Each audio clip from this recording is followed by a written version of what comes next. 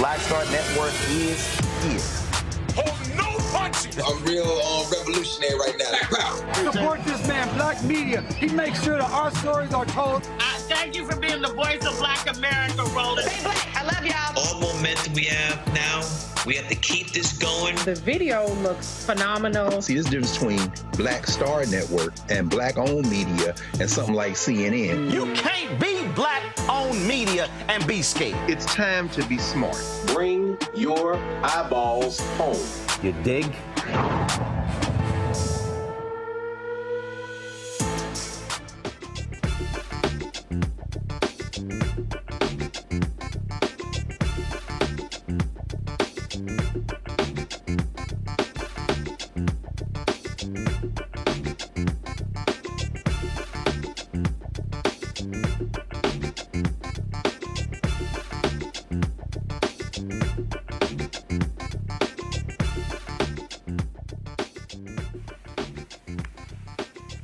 Folks, today's Wednesday, October 16, 2024. Coming up on Roland Martin Unfiltered, streaming live on the Black Star Network. I am here in Elizabeth City, North Carolina, on the campus of Elizabeth City State University.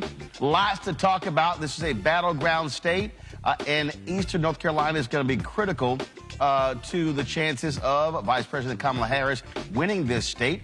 The first time Democrats could win the state since Senator Barack Obama won it in 2008. We'll talk to some students here, also local leaders, about what's happening on the ground when it comes to getting the black vote out, which will be critical in this election. Also, a big ruling coming out of Nebraska. The state Supreme Court there knocked down Republican efforts to prevent the formerly incarcerated folks from being able to vote. That means some 7,000 formerly incarcerated individuals will be able to vote in this year's election. Also, the DOJ secures an injunction against the state of Alabama when it comes to removing folks from the voting rolls inside of 90 days, which of course violates the Voting Rights Act. Also, on the show, Vice President Harris was in Pennsylvania today with about 100 Republicans who are endorsing her campaign. They say they're choosing country over party. Also, we'll talk about the idea of the Ferguson effect, that and more. So lots to talk about, folks. It is time to bring the funk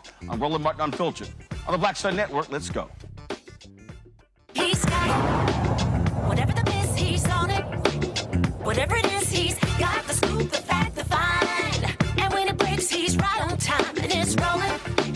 Best believe he's knowing. Putting it down from sports to news to politics. With entertainment just for kicks, he's rolling. It's on go, roll, roll, y'all. It's Roland Martin, yeah. Rolling with Roland now. He's funk, he's fresh, he's real, the best, you know he's Roland Martin now.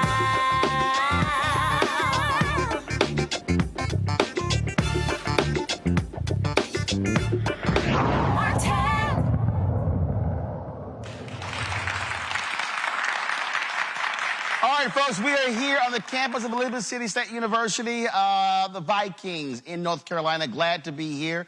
Of course, we were just here on Sunday when I interviewed Vice President Kamala Harris in Greenville at East Carolina University. North Carolina is a critical state when it comes, one of the 7 battleground states that will determine the 47th president of the United States. And you know what? To get things kicked off, let's hear from the sound of class here at Elizabeth City State University. Their band. Let's go.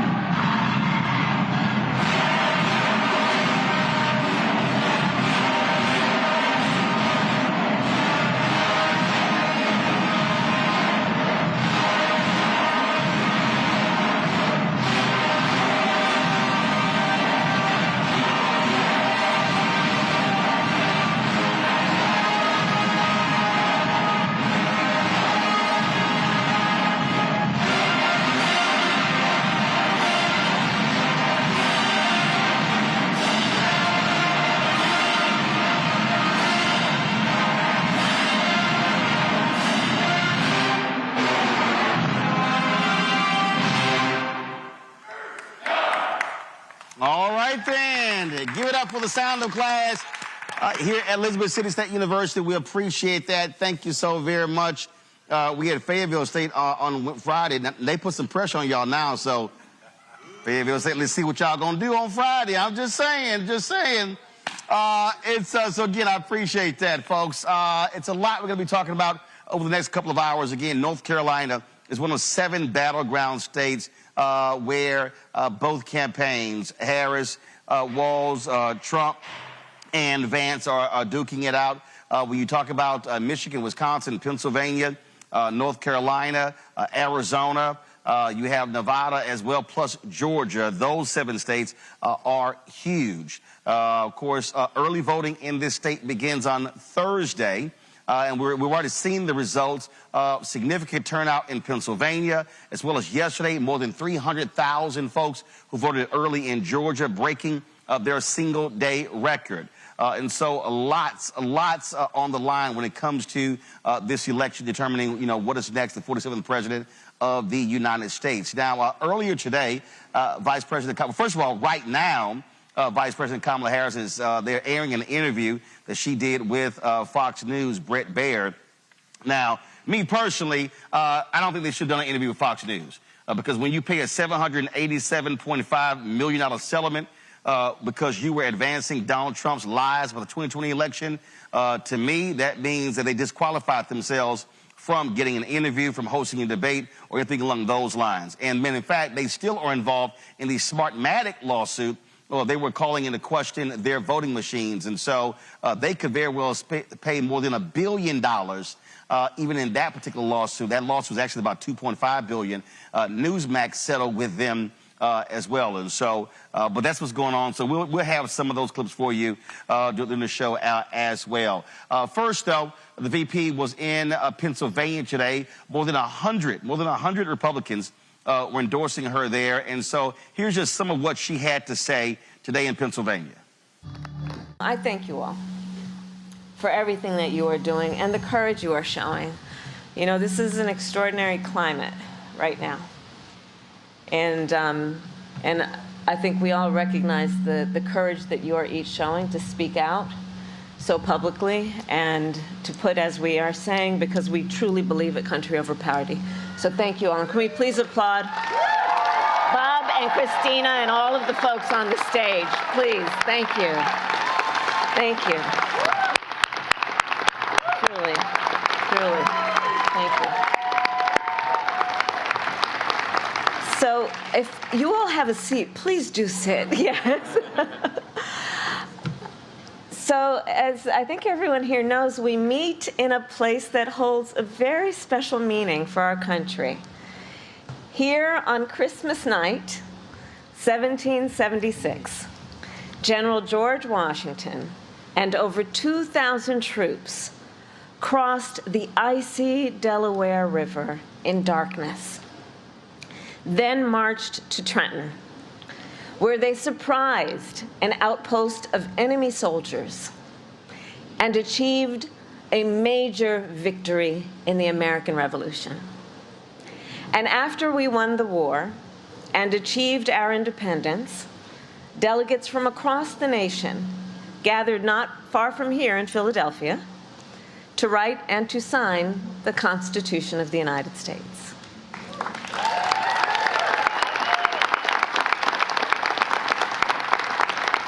And we remember and reflect on what that moment was, knowing that leading up to that work to write, to compose the Constitution of the United States, that work was not easy. The founders often disagreed, often quite passionately. But in the end, the Constitution of the United States laid out the foundations of our democracy, including the rule of law, that there would be checks and balances, that we would have free and fair elections, and a peaceful transfer of power.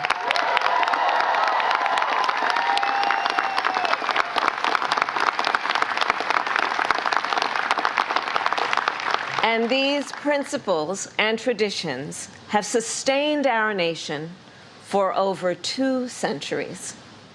Sustained because generations of Americans from all backgrounds, from all beliefs, have cherished them, upheld them, and defended them.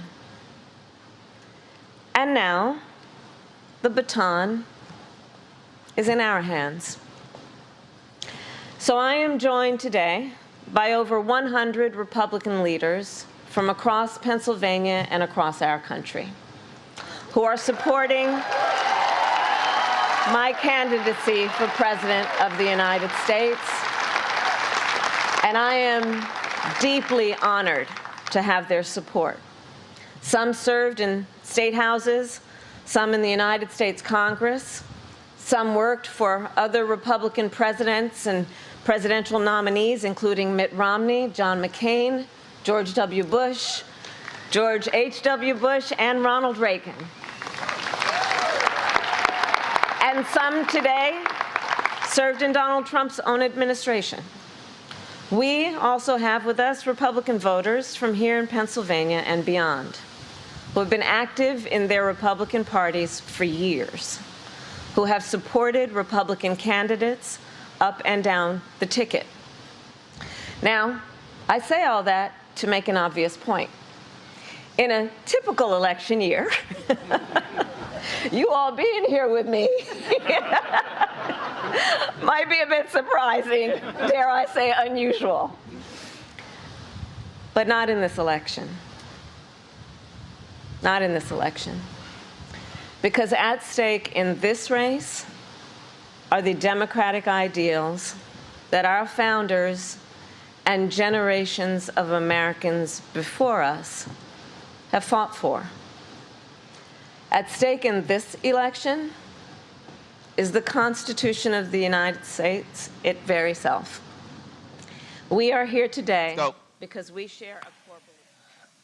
All right, folks, we live streamed that earlier, so if you want to actually see the full speech, just simply go to our Black Star Network app or go to our YouTube channel as well. Let me introduce you to 4 students here at Elizabeth City State University. To my left, we have Heaven Brown. Heaven is, of course, a class of 2025. Elizabeth's Miss ECSU. What's happening? Hello. All right, glad to see you. Glad to see you. Y'all can clap for her. Y'all go ahead. Go ahead. Got Donovan Hankins. He's a senior here. Corey Simmons is a senior. We have Amor Bailey, a junior. So glad to have all of y'all. So glad to be on the campus. So, Heaven, I'll start with you. What have the conversations been like amongst students when it comes to this election? Are they excited? Are they sort of like, what's happening? On our campus, it's been very exciting. We've had a great turnout to all debates, from vice president to presidential debates. Were y'all hosting watch parties on campus and like that? Okay. So watch parties every time, and people showed up, whether it was with SGA or other groups. Tomorrow we have the March to the Polls. Every year, every March is always a big march. We have the Santa Claus come out and march for us. So we have fun. The orders come out, and it's always a great time. Gotcha. Now you got March to the Polls. Is there a polling location on campus, or is it off campus? It's off campus, but it's so close. It's my ability to be on our campus. Oh, good. Y'all, it's like I was at A&T a few years ago. I think it was like 2 miles away. It was like a long damn walk. No. So what you're saying is, any student on this campus does not have an excuse not to vote because it's that close. There's no excuse, and you can use your ID card as a Viking to vote. Oh, really? Yes. Okay, because you can't do that in Texas. But you can use a gun permit, but you can't use your state ID to actually do it. Amor, what about you? What have these conversations been like? What are fellow students talking about in terms of the issues? Well, everybody is just stressing to vote. Just vote, vote, vote. Because this is a really important election, especially for people who can vote. And people are, still like shaky about like who they're going to vote for and everything. They feel like they're not going to vote for the right person, but every vote matters. All right. Donovan, we're seeing across the country young sisters are outpacing young brothers. What are the conversations like among young brothers about this election? I think on this campus, the conversations, at least that I've seen amongst men, is that we're trying to stress how important it is to vote, because everything from like your city comptroller, like everything from like the books that go in your classroom, whether or not the bus runs by your house, like those are things that can be affected by who you vote for. Y'all gotta educate. Is it the education, Ray? Y'all got a crazy person running for education commissioner. I've been seeing some of her stuff, and I'm like, ooh, Lord, she need to be committed. But that's just me. That's just me. So folks are talking about down ballot races. Yeah, and trying to break through that voter apathy, which is a real big issue in the community. Gotcha. Corey, what are you hearing? What's been talked about?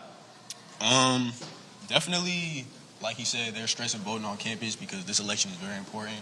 Because this election is going to determine pretty much life. I ain't gonna lie. Like, if one person wins, it's like, if one person wins, it's going like, it's two different roads, and we got to determine which road we want to go down. Right. It's important. Well, one of the things that I keep stressing, and I literally did my radio commentary before I came out here, is that Obama won this state in 2008. And y'all weren't even close to school, so that was 16 years ago. But he won this state by 14,100 votes because that was a massive black turnout. And ever since then, you've had efforts in this state by Republicans in the legislature to frankly suppress the vote. I mean, all sort of different efforts. You had a federal judge that literally ruled that was laser-like targeting of black voters in this state. And what I keep saying is, I mean, this is a margin election. So he won by 14,100. So when we say every vote counts, literally, if black folks turn out in large numbers, that could determine who's the next governor, who's the next president. And so is that also being discussed, that every vote does indeed count? Because I've interviewed a lot of young folks across the country who say, well, I just don't think my vote counts. And I keep saying, look at the numbers, it can actually be the difference. Yes, we've definitely stressed it. And what I normally stress to students is that we're 20-something years old. We have about 50, 60 years left in this country to live. This election matters to the rest of our lives. When we graduate, this is the economy we're graduating into. This is our vote. My first president was Obama. I don't remember any other president. So it's important for us to make this vote count, and our voice does matter. We try to forget the one that came after him, too. But I understand your point. I understand your point. But you're right, because I was asked about this, and I said, someone asked me, they said, well, you know, what's your motivation? And I said, listen, I could easily say whoever wins is not going to have a material impact on me personally. I said, but I'm doing all I can because I have 9 nieces and 4 nephews. And literally voting in an election, Donovan, is really the next 20, 30, 40 years.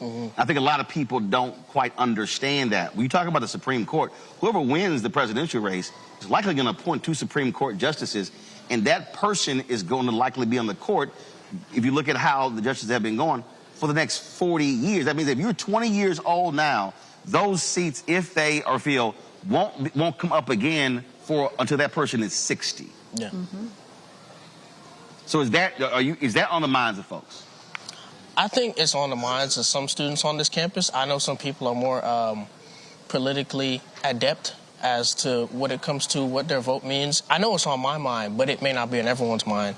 So I think it's important that we go out of our way to make sure that everybody knows that the vote is just more than just turning up to the polls. It's about the future, your children's future, because all that stuff is inherently connected to itself. So Corey and Moore, okay, take me through this. Have y'all encountered students who don't want to vote, and what are y'all telling them? Yes, I have definitely encountered like plenty of people who don't want to vote. And what are you telling them? Well, my mom has this saying. She says every time you don't vote for somebody, it's a vote for somebody else. Right. And so I tell them, like, my mom's saying that you don't vote, you can't eat at this house. Oh. And I'm with her on that. I'm with her. That's right. And look, I'm a firm believer. You cannot come to Sunday dinner unless you bring your "I voted" sticker. But I just let them know, like, because everybody doesn't have the luxury to vote in other countries. This is a very, like, it's kind of free country, but it's a very free country. So the fact that we have the luxury to vote, we should just go out and vote. And I tell them that it's very important because even though, like, the presidential election is, like, the election everybody, like, kind of goes out to vote for, other certain smaller elections are important too. Right. And so they should think about this, think about, like, not voting for, like, prices and other stuff that affects us daily by the... So, Corey, what are your debates like among brothers and sisters who say, man, I'm not feeling nothing you're saying on this voting stuff? So, like, there's been people who's come up to me. Hold the mic up to you, man. Oh, yeah. There's been people that come up to me and they would ask me, like, what's the purpose of voting? Like, why do I have to vote? I'm just getting to college. I don't see a reason why it's not going to have any effect. And the thing that I tell them is think about yourself in 4 years. Think about how you're going to be, how the world's going to be in 4 years if you don't vote versus if you vote, especially for somebody that you agree with their goals. Just hold the microphone right there. But here's the deal. Do they also not realize this is a state school? Yeah. Which means that your funding is determined by elected officials? So if anybody's saying, I don't understand why voting doesn't matter, it's called buildings, facilities, it's called resources. I mean, this school is directly tied to who in the legislature and the governor's mansion. Yeah, I just feel like some people, they don't look at the bigger picture. They just look at the surface of things. Like, one thing that I say, like, that I've been living by, I always like to dig. Like, I look underneath everything. So you can see, like, the deeper aspects, like, you know what I'm saying? Yeah. I'm asking each one of you, most important issue this election season. I'm going to start with you. Most important issue? Most important issue. Can you come back to me? Oh, got to come back to you. All right, Haven, I'll start with you.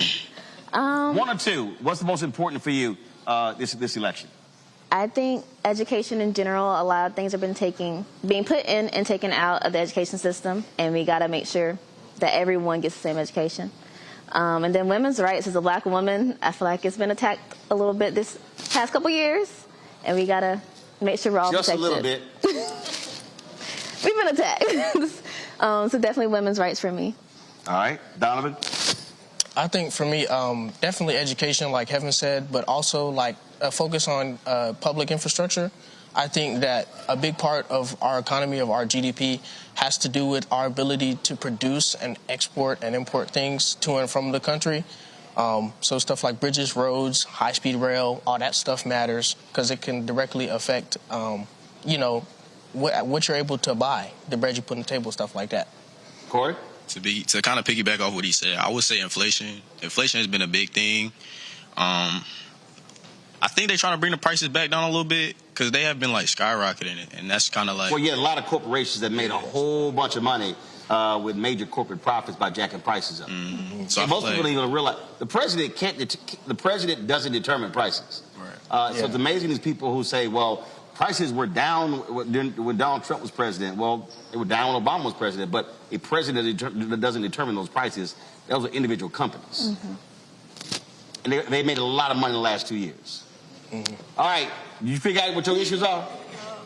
Like they said before, education. Excuse me. Don't be scared.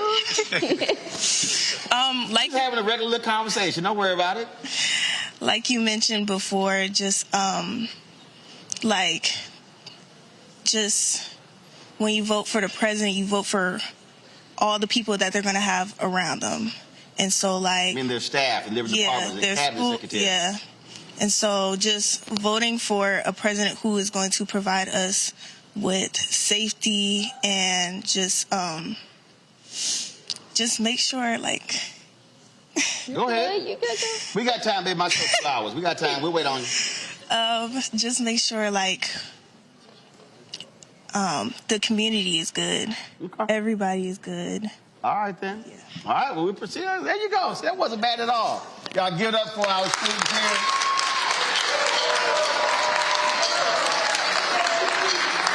I'm gonna go to a break. We come back. We're gonna talk some more. I got a panel Our virtual panel that's back in the studio, because we got some additional panelists who are here as well. Santa Claus, y'all gonna take us to the break? All right, we'll be right back at Roland Unfiltered. All right, what y'all gonna do? Take us to the break. To the break. No, no, me, you're supposed to play something to the break. Oh, what you want to play? Hey, we about to go set our right now. Yeah. About to go right now. Well, the half of y'all that got them play something. The half of y'all that got them play something.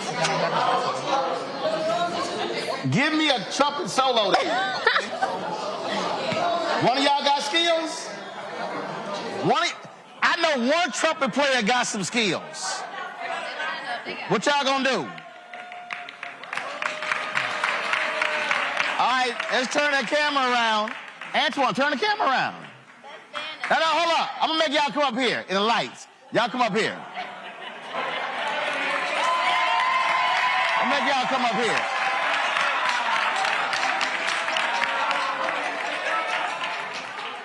I told y'all my show Unfiltered. Y'all know what I'm gonna do.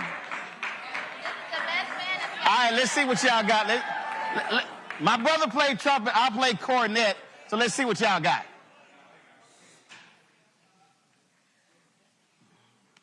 All right, let's see what y'all got. Y'all need me to direct?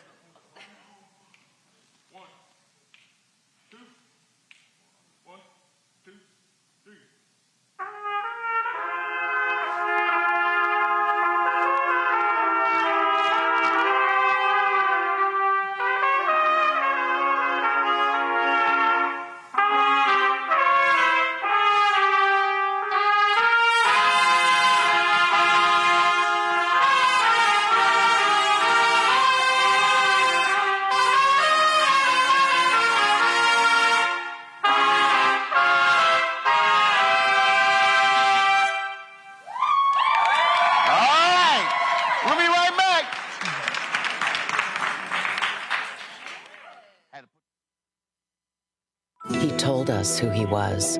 Should abortion be punished?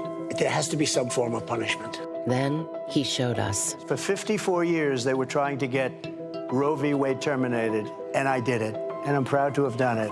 Now Donald Trump wants to go further with plans to restrict birth control, ban abortion nationwide, even monitor women's pregnancies. We know who Donald Trump is. He'll take control. We'll pay the price. I'm Kamala Harris, and I approve this message.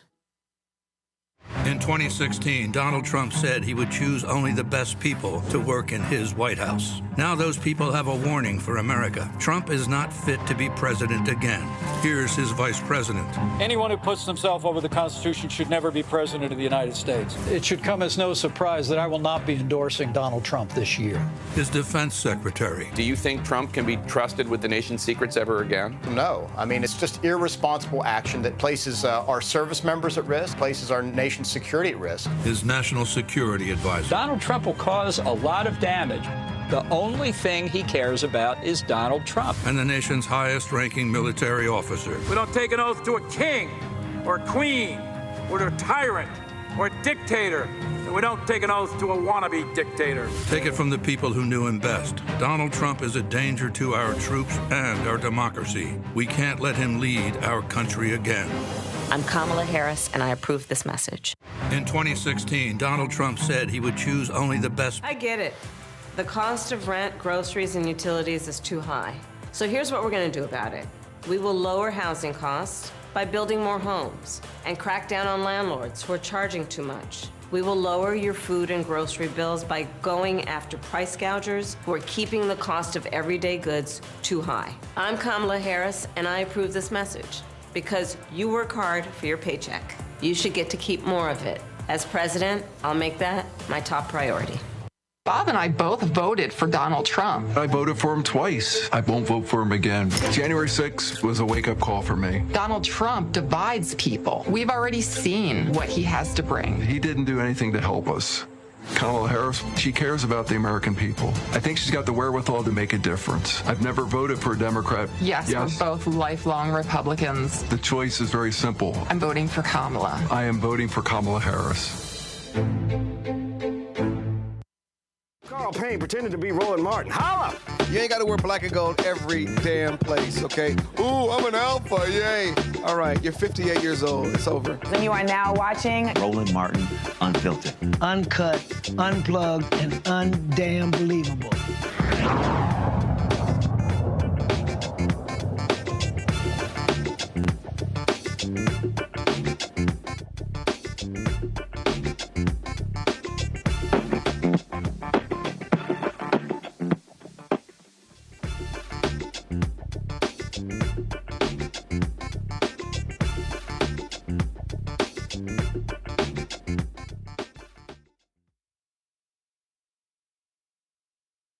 We back on the show, but we taking this alpha photo, so it's an alpha host, and y'all gotta wait. All right, here we go. Got it? All right. Y'all can head drop. There you go. All right. I appreciate it. Appreciate it, Frat. All right, folks. We are back on the show. Just hold it. So let me go introduce our panel in the studio. Rebecca Carruthers, Vice President, Fair Elections Center out of Washington, D.C. Patillo, host People, Passion, Politics, News and Talk 1380 WAOK out of Atlanta. Jade Mathis, Counsel, District Legal Group out of D.C. Glad to have all three of you. Rebecca, I'll start with you. Vice President Kamala Harris sat down with Brett Baier of Fox News. So, all right, since everybody's whining and complaining about her going on the Fox, when is Trump going to sit down with MSNBC, CNN, and I know he's not going to come on this show?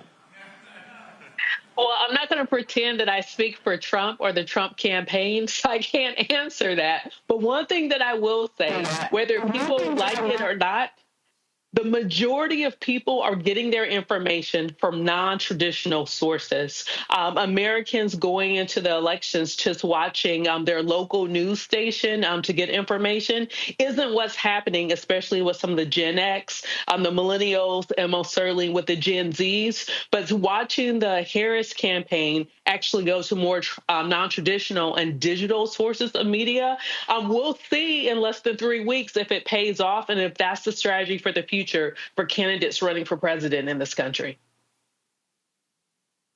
Robert, it is very interesting again when you look at the political people. They always this one always cracks me up. They always make demands of Democrats. They don't make demands of Republicans. And we saw Trump. He just canceled on CNBC. He's supposed to be on yesterday. Then he didn't go on. He's been canceling other interviews. Sounded to me like somebody's a little squirrely when it comes to, the ability to actually have conversations. Well, I think what we're seeing is kind of the one superpower Kamala Harris has.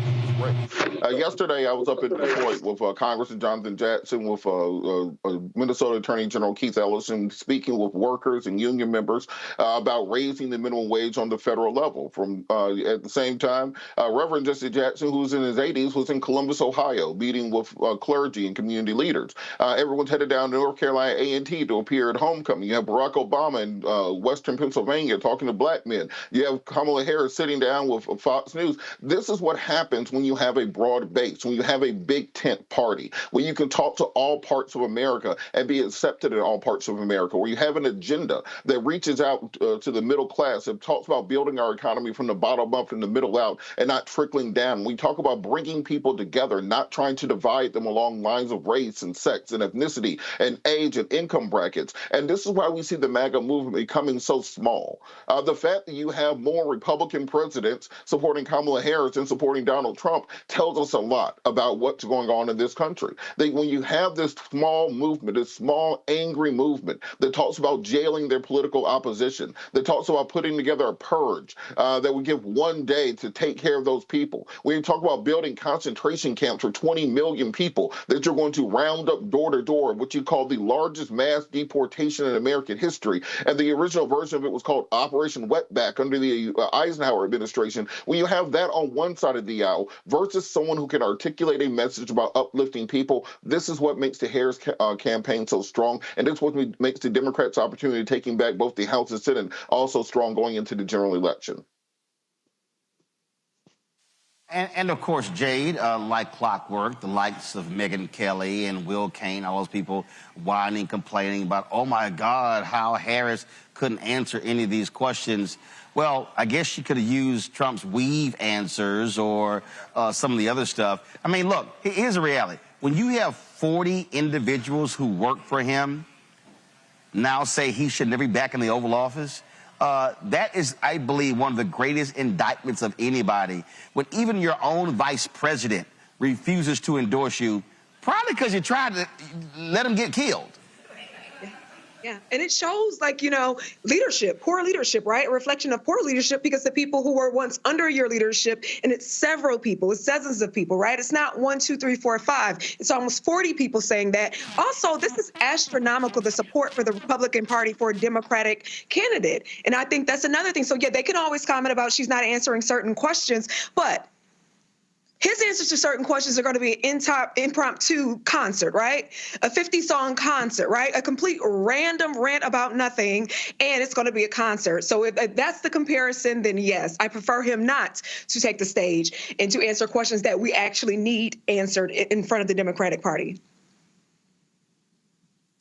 Oh, absolutely. And I'm just sort of laughing, Rebecca, at the likes of this idiot Joe Concha, Will Cain, and all of these folks. Again, let me just remind people, Fox News paid a $787.5 million settlement because they routinely advanced Donald Trump's lies about the 2020 election. They knowingly lied. And then they even Brett Baer, who interviewed Vice President Harris, there are emails where he said, hey, maybe we should pull back from this because our audience is not happy that we actually called the election for Biden. They still are involved in the Smartmatic lawsuit. So let's be real clear here, Rebecca. Vice President Harris did not talk to a news organization today. She talked to the propaganda arm of the Republican Party. It is you could call it a propaganda arm, but it's also a network that a lot of folks who are actively voting now and going to the voting booth on or before November 5th, they watch, they plug in. I mean, but we also have seen studies that show if you're an avid Fox News watcher, you are worse off and you know less about what's happening in this country than before you started to tune in. So it's kind of half a dozen in one hand, 6 in the other. I do think it's important, though, for a candidate not to have the perception that they're only talking to friendly audiences. So if this checks that box and it makes people think that, okay, she's talking to non-friendly audience, then, that is the strategy. But I don't think anyone in your audience, Roland, would say that Fox News is the harbinger of truth and factual information. But see, look, I get what Rebecca says there, Robert, but the only difference here is literally they are the communications arm of the Republican Party. And Brett Baer, after they announced he was going to have the interview, he literally was fighting back people who were mad at him and complaining about misinformation. I'm like, dude, that's what your network does. Your network is the leading disinformation platform out of all in America. So it's no shock their audience are full of nutcases because they're fed that stuff every single night and day. I understand, but I think it's important to talk to all audiences. And there are good people at Fox. Neil Cavuto's great. Shannon Bream is great. Brent is often fair in his interviews. And I think you have to separate those from the kind of the Jesse Waters, Laura Ingrams, Sean Hannity's of the world. And at the end of the day, those Nikki Haley voters who don't like Donald Trump, they're watching Fox News. Those Romney Republicans that are going to be crossing over, they're watching Fox News. The people who are Liz Cheney and Dick Cheney supporters who endorse Kamala Harris, they're watching Fox News. So if you can get 1 out of every 1,000 people to potentially consider switching over, that might be the margin in one of these swing states. And that shows the broadness and the strength of the Harris campaign, the Harris wall ticket, because Donald Trump knows he can't step into the arena on Roland Martin Unfiltered. He can't step into the arena on any network that isn't completely in the tank for him, because as we've seen in the last week, he melts down at even the slightest question because he understands that with any pushback, his answers fall apart. Look, absolutely, and I just think that, again, Jade, fine, they did it, you move on, but you got to call a thing, and that is a network that actually is filled with a bunch of liars, and they lie every single day. And people tune in, quite frankly, to watch that and to hear those lives, right? People are probably been following Fox for decades, the people who are currently watching, or they have some new watchers, I'm sure. But they tune in to hear that bash train, that hate train. They're tuning in to hear a particular thing, so Fox News has to give it to them. Yep, that's exactly what happens. All right, folks, going to go to a break. We come back. We're going to talk about a lot more election stuff happening. DOJ gets an injunction out of Alabama. Huge ruling by the Nebraska Supreme Court when it comes to voting rights for formerly incarcerated folks there. And then we'll talk about what's happening on the ground here in North Carolina, in eastern North Carolina as well. We're broadcasting live from the campus of Elizabeth City State University. Folks, this is Roland Martin Unfiltered on the Black Star Network. Don't forget to support the work that we do. Be sure to join our Bring the Funk fan club so you're checking money order. P.O. Box 57196, Washington, D.C., 20037-0196. Cash App, $RM Unfiltered. PayPal, R Martin Unfiltered. Venmo is RM Unfiltered. Zelle, Roland at RolandSMartin.com.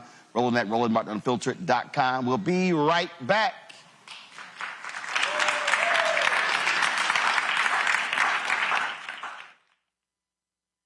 IVF is a miracle for us because it allowed us to have our family. After having my daughter, I wanted more children, but my embryo transfer was canceled 8 days before the procedure. Donald Trump overturning Roe v. Wade stopped us from growing the family that we wanted. I don't want politicians telling me how or when I can have a baby. We need a president that will protect our rights, and that's Kamala Harris. I'm Kamala Harris, and I approve this message. Of 100 Republicans who worked in national security for Presidents Reagan, both Bushes, and for President Trump, now endorsing Harris for president. She came up as a prosecutor, an attorney general, into the Senate. She has the kind of character that's going to be necessary in the presidency. Vice President Harris is standing in the breach at a critical moment in our nation's history. We have a shared commitment as Americans to do what's right for this country. This year, I am proudly casting my vote for Vice President Kamala Harris. Former generals, secretaries of defense, secretaries of the Army, Navy, and Air Force, CIA directors, and National Security Council leaders under Democratic and Republican presidents, Republican members of Congress, and even former Trump administration officials agree there's only one candidate fit to lead our nation, and that's Kamala Harris. I'm Kamala Harris, and I approve this message. Wrongfully convicted. 5 teenagers were arrested, tried, convicted, and sent to prison. No men were exonerated. What he did to us, he tried to end us. Of course I hate these people. So-called Central Park 5. Calling for execution. And let's all hate these people. You cannot have this man go into office again. I want society to hate him. We were innocent kids. The confessions were coerced. Today, we are exonerated. That guy says he still stands by the original guilty verdict. This is about democracy being on the ballot. I have absolutely no compassion. Look at Kamala. She represents the kaleidoscope of the human family. There's something different happening in America. We will get the opportunity to build a future where we will be able to thrive and not just survive. Hello, I'm Paula J. Parker. Truly proud on the Proud Family, Louder and Prouder on Disney+. And you're watching Roland Martin Unfiltered.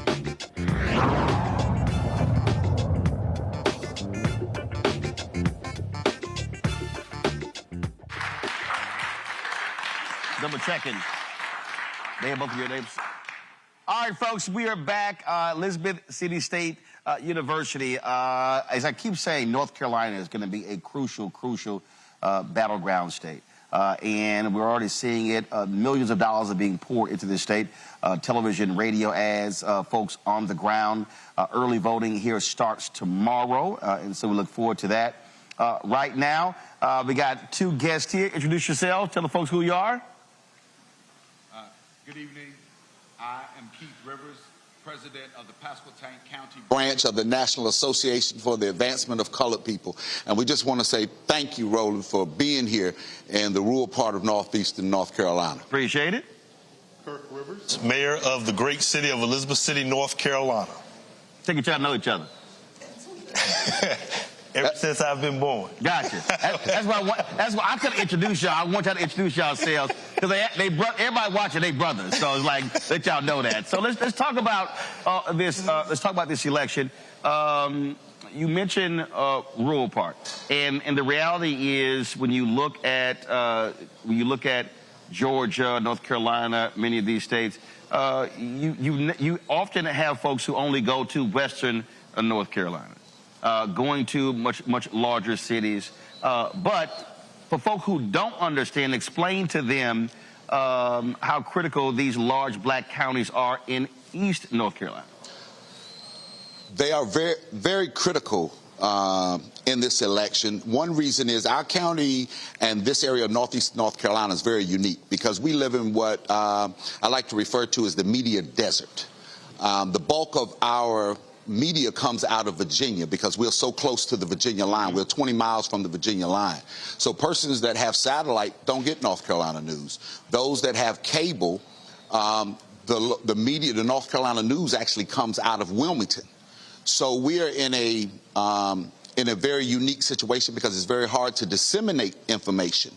It's hard to carry that out. And many times when persons are going to the polls, earlier the students spoke about, you know, what are the issues when you ask them? Who's on the down ballot? A lot of times we don't get those. So you just being here is vital and is critical because our students at this university have been under a continuous attack, an onslaught, if you want to call it, by the local, by many members who are of the extremists of the local Republican Party. And this has perpetuated itself even over the last 4 months. Earlier you talked about the voting site, which is the Kermit E. White Center here, which is owned by Elizabeth City State University, but it's not on the internal campus. And there was a push by the local Republican Party here to remove that site. Right. And to take it to the local Board of Elections. And this went on for over 4 months. And they filed numerous complaints. They were frivolous. They were fraudulent. How far away is the local Board of Elections office? We would have had 2 voting sites within 100 yards of each other, or 200 yards, because when the state board agreed to have 2 early voting sites. Right. However, our local election director resigned in the month of August, followed by the deputy director.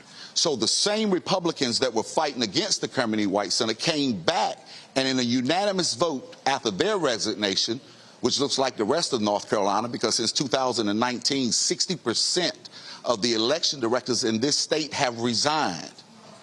Many of them cited for intimidation and just constant. Now, here in Pasquotank County, our election director nor deputy gave any reason why they resigned, but we know that complaints have been filed. They filed complaints against us from 2020. Right. They have continuously filed complaints about student voting. So we can see the handwriting on the wall. So we would have had 2 election sites within probably 150 yards of each other. But yet, when the director and the deputy director resigned, it was a unanimous vote. And the Republicans said, okay, well, let's go to the Kermit E. White Center. And they've already started in talking about some of the things that they want are so unrealistic. The lighting on the building. They don't feel safe. Why don't you feel safe? See, Kirk, the reason that people need to understand what Keith is describing, literally patterns, Waller County in Texas, where Prairie View is. Same thing. And it's the same thing, I mean, in Fort Worth, in Arlington, Texas, University of Texas at Arlington, which is a PWI. But the Republican Tarrant County judge, he wanted to remove the early voting location off of the campus of UTA. You're talking about a university with, 10, 20,000 students, and you go faculty, plus it's easily accessible for the public because of parking as well. I remember, I think it was 2012 or so, I can't remember the year, there was a clerk in Wisconsin who admitted to purposely moving an early voting location off of a college campus because too many of the white college students were voting Democrat. And they moved it out to a place far away that had a small parking lot, and because they wanted to frustrate people. And so for people who don't understand, and I've been covering what's been happening in this state going back to 2008. After Obama, this state used to have low voter turnout, but there was massive engagement, maximum turnout in 2008, and Republicans said, oh, hell no, we can't have this. Right. And in this state, black people specifically have been under attack by Republican leadership in the legislature, even when you Republican governors, the boards of elections, ever since Obama won in 2008. That's right. And they continue to try to cause confusion. Elizabeth City State University, we're home of the mighty Vikings. And right here, what's the student side? What's the population here? This year they're on the rise. I think in the last we're probably at about 1,800. Got it. But the key is... You say higher. What's the number? 2,000. There we go. 2,200. There we go. 2,200. So when don't leave out the other 472. Exactly. When I was first elected, right out of graduating from Elizabeth City State University, from that point, I was elected to be city councilman. From that point right there, the Republican Party has been filing suit against ECSU, causing confusion. And wasting money. Exactly. And then about 6 or 7 years later, we had a student to actually run. And he was successful to take my spot. Well, what took place right after that? They've been constantly trying to keep students from voting here in Elizabeth City because of the fact that they were planning to have a Republican control, just like you talked about, because it's bigger than the city of Elizabeth City. But we have to make sure that we continue to let our students know that they are the power, that they are the strength, that if we get them to turn out and vote, to exercise, to be a part of this democratic process, then we begin to make a change. But as long as we stay divided, as long as we allow confusion, students, older people, they shy away from that. And that's something that I continue to applaud the NAACP, because they're constantly fighting to make sure that our students know IDs, constantly bringing election officials out to the campus to have informative sessions on how to register, not to just be kicked out because you put the wrong box. But that's one of the things that I'm just so proud to make sure that I'm always on the campus visiting the students, because I want them to know that they are very valuable to the future of Elizabeth City and North Carolina and the entire presidential process. I'm going to have my panel ask some questions here after this here. But I mean, here's the thing, again, that people don't understand in this state. They were so dastardly, they split North Carolina A&T into 2 congressional districts. We used to have that.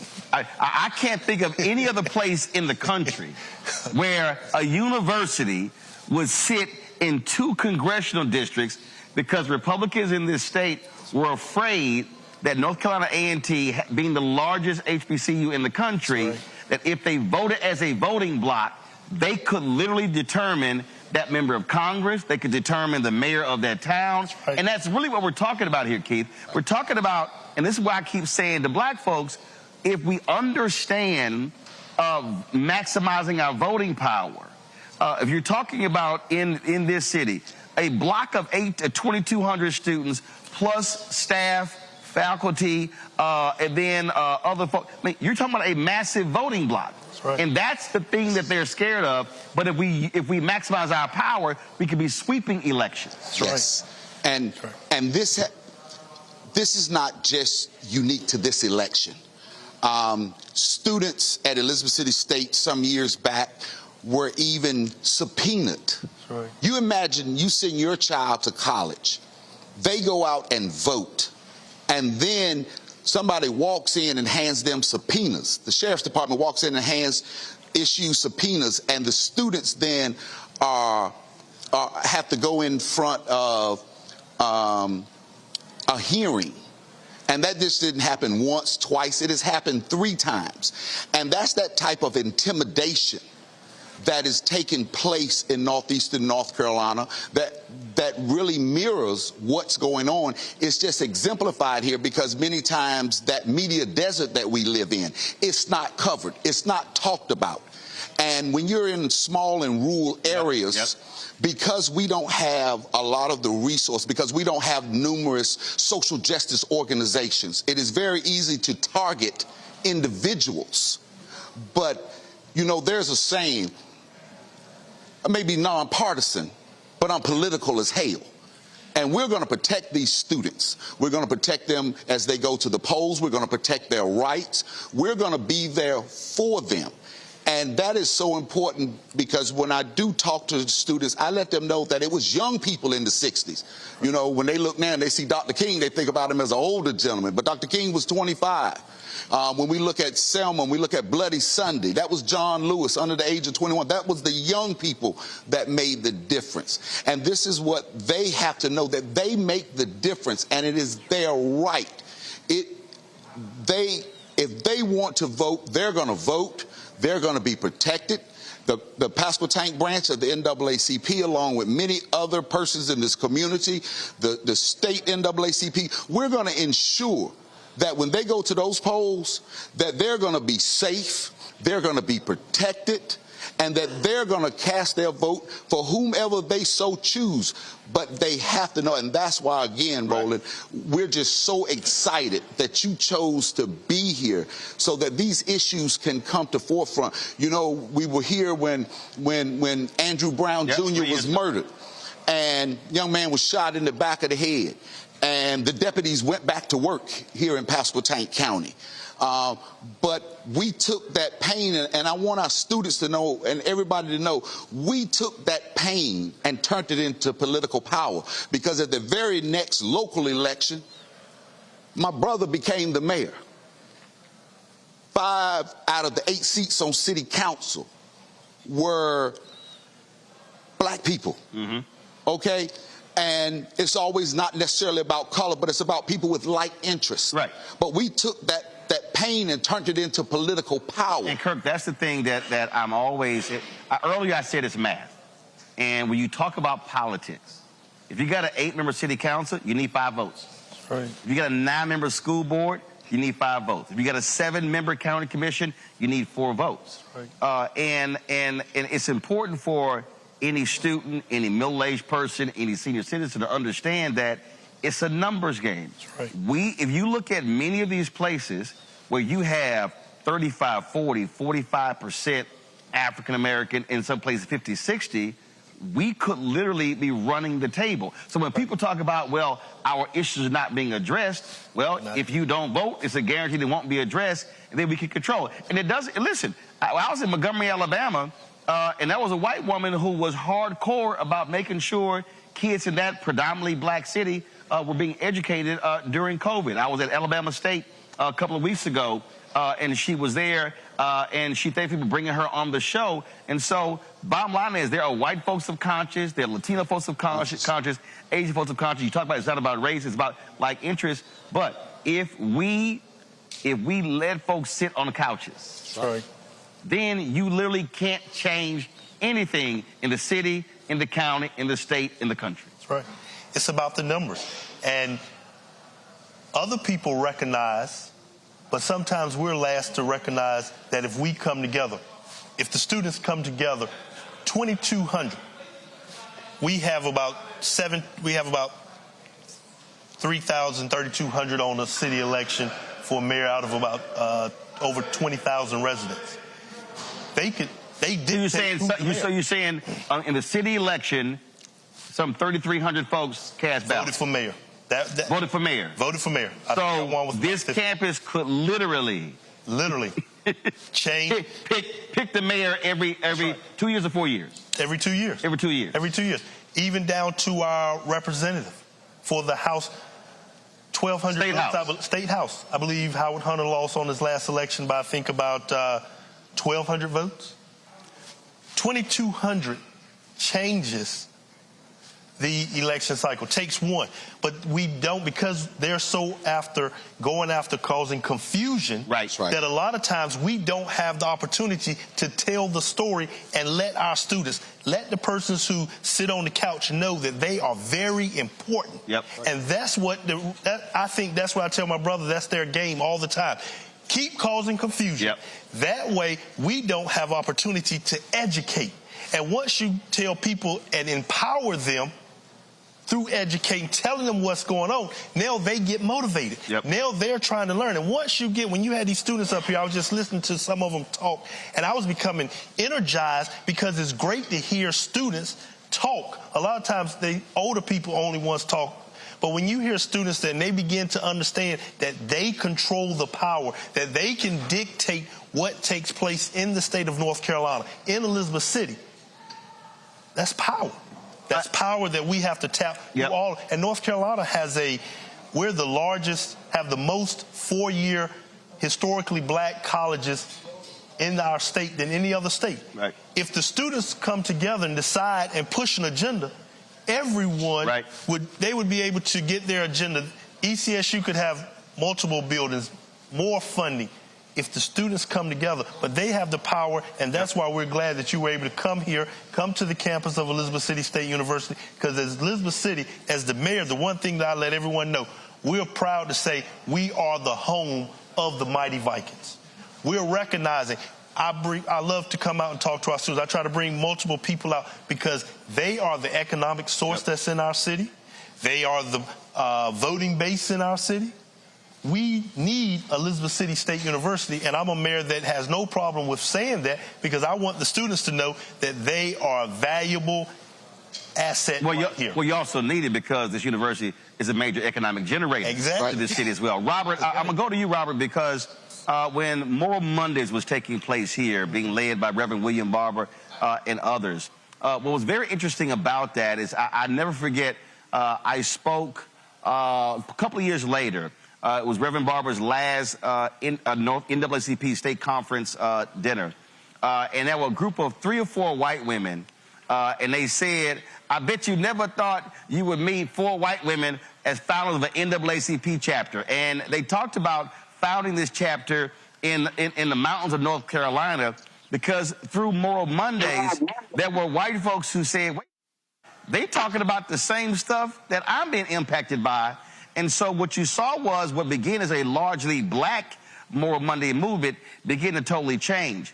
That's what I'm talking about, how when you focus on those issues, how North Carolina literally can change as opposed to being a red state. You're absolutely correct. Now, I think that when we look at the expansion of the map that Kamala Harris has exhibited since she got into this race, and then you can't ignore, Mark Robinson is there. And he is a entity on the Republican side. And for our Christian conservative voters who might be watching, I want you to think to yourself the fact that Mark Robinson will probably still get 40% of the vote in North Carolina, despite saying he's a black Nazi. He will still get 40% of the vote. So for our guests, I would like to ask, what are you hearing in response to kind of this extreme MAGA agenda? And for people who are still undecided, have you talked to them about what Project 2025 is going to do to affirmative action? Have you talked about what it's going to do to HBCU funding? What are people saying when you talk about the agenda that the other side of the aisle has?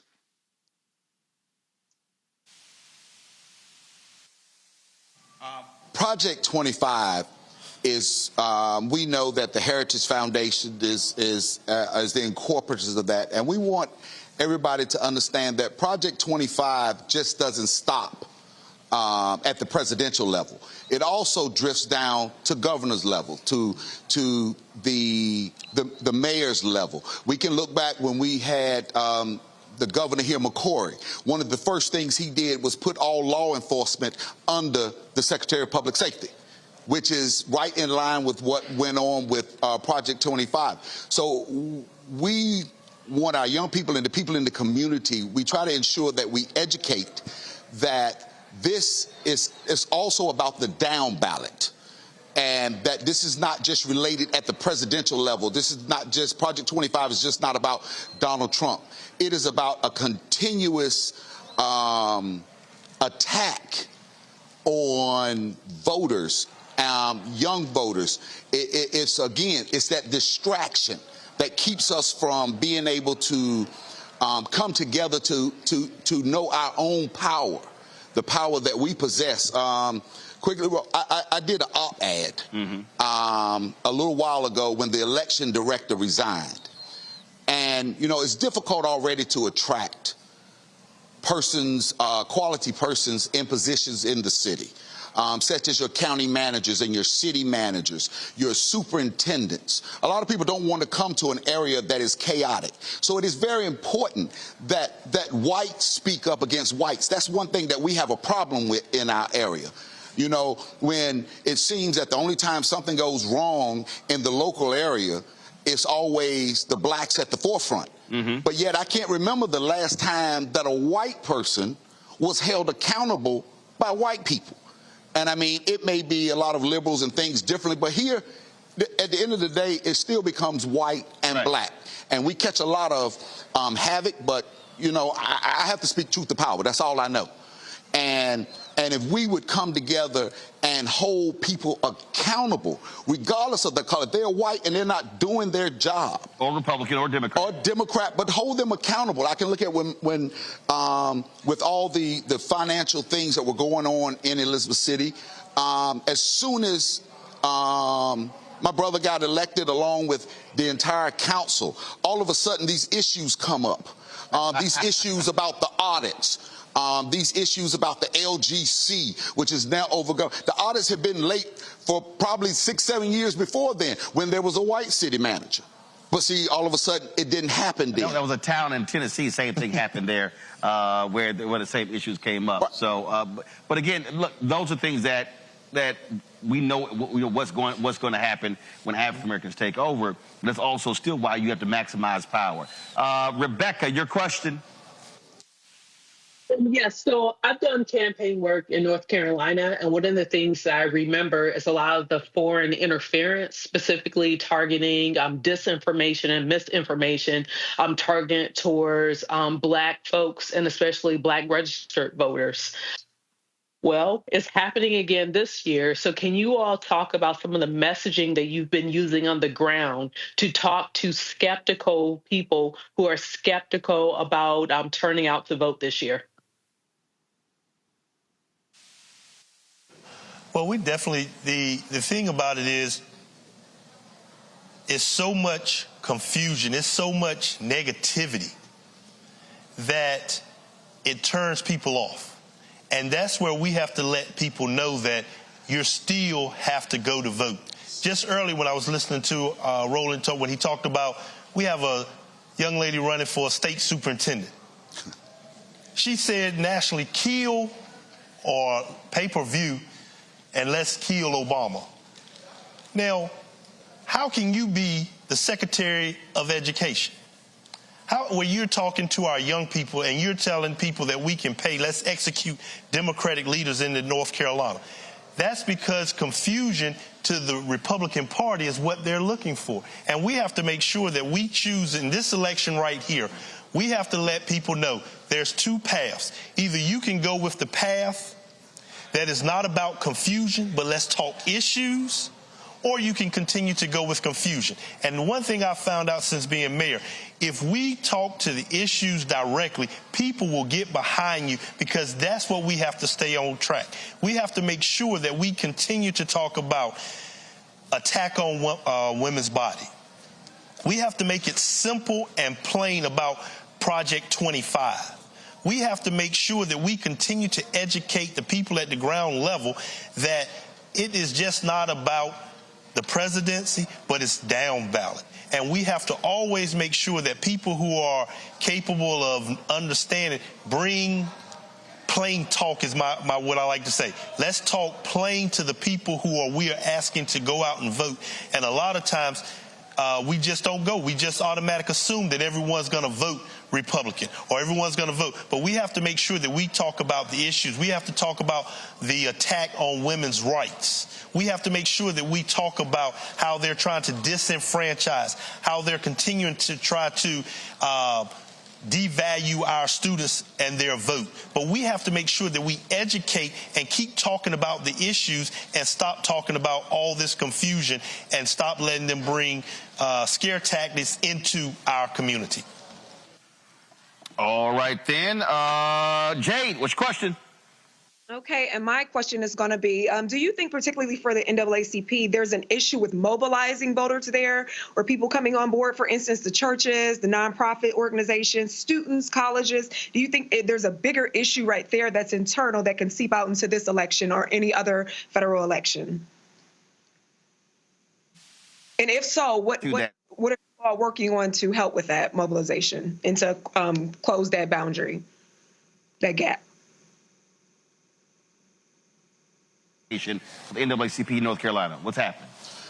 Well, there's a lot of layers. One, there has been a push for phone banking, door-to-door canvassing. Here in Pasquotank County, we've done over 10,000 phone calls. We are knocking on doors. We also have a van. We call it Souls to the Polls, where we are offering rides to the polls. And again... Now, is that every day during early voting? They call 252-421-1090. And they make their appointments... Slow down, repeat it again. 252-421-1090. And they make their appointment. We will pick them up. We will take them to the polls. But again, it goes back to this media desert. The more we can disseminate. Well, first of all, what are your media? What are your local media outlets? Where are you getting your information from? We have the Daily Advance, which is our local newspaper. Gotcha. And the TV stations actually come out of Virginia. I got it. Any black radio? We have WGAI. And what is that? That is a local AM radio station.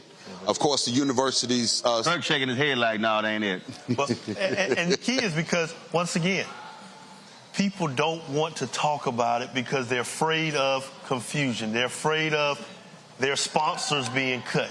They don't want to talk about the real issues and speak truth to power. So are there any local digital outlets? Are there any citizen journalists? Anything online? Nope. Okay.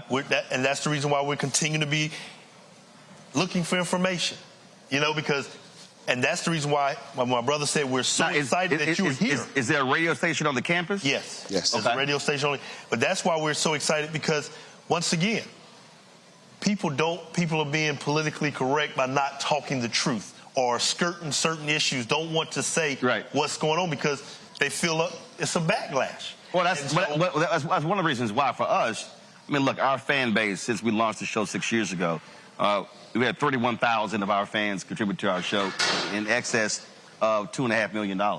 And the reality is when you are dependent upon other sources, that's how you're going to control it. And so for me, being able to own it, control it, not sitting here worrying about that. Something that needs to be said has to be said. That's right. And again, I think that's really important. Last question for you. Jade asked a question about in terms of the canvassing and things along those lines. Are you getting resources from the national organization? Are they funding efforts in North Carolina on the ground? Yes, but that comes at the state level, and then of course the information, the training. We partner with a lot of. So the state sending y'all money? The state conference and the NAACP? I'm just making sure y'all getting some money. No, where we are, what we do is we partner with a lot of social justice organizations here, such as Black Voters Matter. The state conference or NAACP sending y'all some money? We get resources from the state conference. I just want to know. Because, if I need to call Derek Johnson, I call and say, bro, cut a check. And we get, I ain't got a problem calling, so I'm letting you know. I ain't going to call nobody. We get resources. Okay, all right, keep checking. And so the push again is that dissemination of information. For example, like my brother said, Morrow, who's running for state superintendent, there's so many people that had no idea about those comments that were released on CNN when they said, hey, put the execution of Obama on paper. Oh, she got her damn and we actually went to the Republican meeting when they advertised that she was coming. I was asked to leave. Damn, I would have showed up. But we kept enough people there to hear, and people need to know this. When somebody is talking about, executing the governor, Roy Cooper, executing Biden, and how can you, and now you're saying that you're going to be the state superintendent? Right, of all education. Of all of education. And you illiterate. And so schools of child. I ain't got a problem. Hey, listen, I ain't got a problem. There's some things y'all can't say. I ain't got a problem saying it. Hell, she was sitting right here. I said it too. You illiterate. So first of all, let me thank both of y'all. I appreciate it. We're glad to be here. And again, we're going to keep. Our whole point is simple. That is, we know the issues that even mainstream media is not going to cover, which is why we do this every single day with my show and the other shows on the Black Star Network. So we appreciate it. Thanks a bunch. Folks, we come back, we're going to talk about crucial judicial rulings. I just got an email from the head of the Atlanta and the Georgia branch of NAACP. We'll tell you about a judge's ruling when it comes to voting there as well when we come back right here. Roland Martin Unfiltered right here on the Black Star Network, live on the campus of Elizabeth City State University. Back in a moment.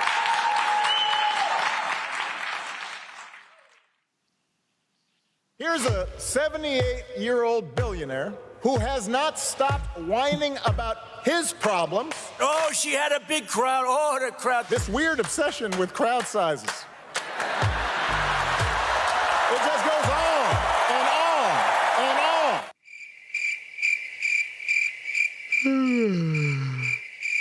America's ready for a new chapter. We are ready for a President Kamala Harris. I'm Kamala Harris, and I approve this message. The overturning of Roe almost killed me. I had a blood clot in my uterus that caused my labor to have to be induced because of the overturn of Roe v. Wade. I wasn't able to get life-saving treatment sooner. I almost died. And that's because of the decision that Donald Trump made. I was able to get Roe v. Wade terminated, and I'm proud to have done it. The doctors and nurses were afraid that if they treated me in the incorrect way, that they would be prosecuted for that. And that's appalling. Donald Trump says that women should be punished. Do you believe in punishment for abortion? There has to be some form of punishment. For the woman? Yeah. I believe that women should have reproductive freedom to make the choices about their own bodies. 4 more years of Donald Trump means that women's rights will continue to be taken away one by one by one by one. This has to stop because women are dying. I'm Kamala Harris, and I approve this message. Jill Stein, Green Party candidate for president. So why are Trump's close allies helping her? Stein was key to Trump's 2016 wins in battleground states. She's not sorry she helped Trump win. That's why a vote for Stein is really a vote for Trump. Jill Stein, I like her very much. You know why? She takes 100% from them. I'm Kamala Harris, and I approve this message.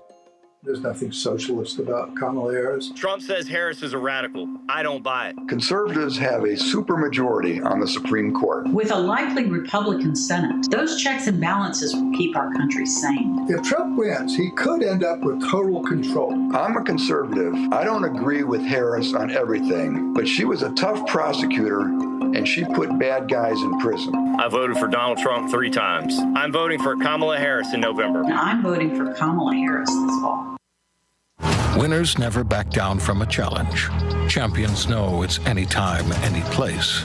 But losers, they whine and waffle and take their ball home. Trump now refusing to debate a second time. He did terribly in the last debate. He's so easily triggered by Kamala Harris. Well, Donald, I do hope you'll reconsider to meet me on the debate stage. If you've got something to say it to my face. I'm Kamala Harris, and I approve this message. He told us who he was. Should abortion be punished? There has to be some form of punishment.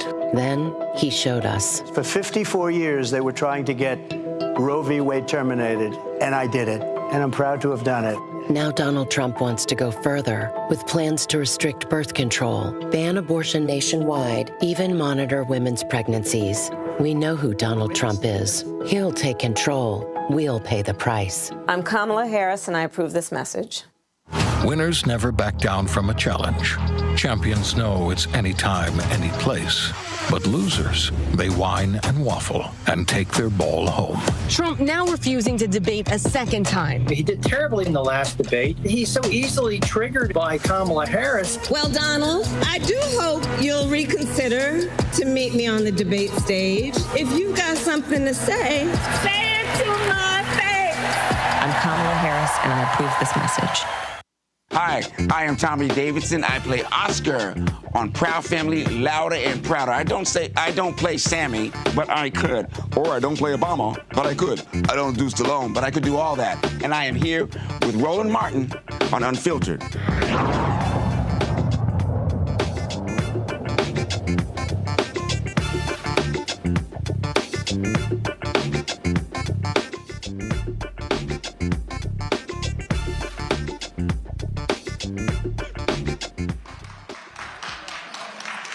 Let's go. All right, folks, welcome back to Elizabeth City State University.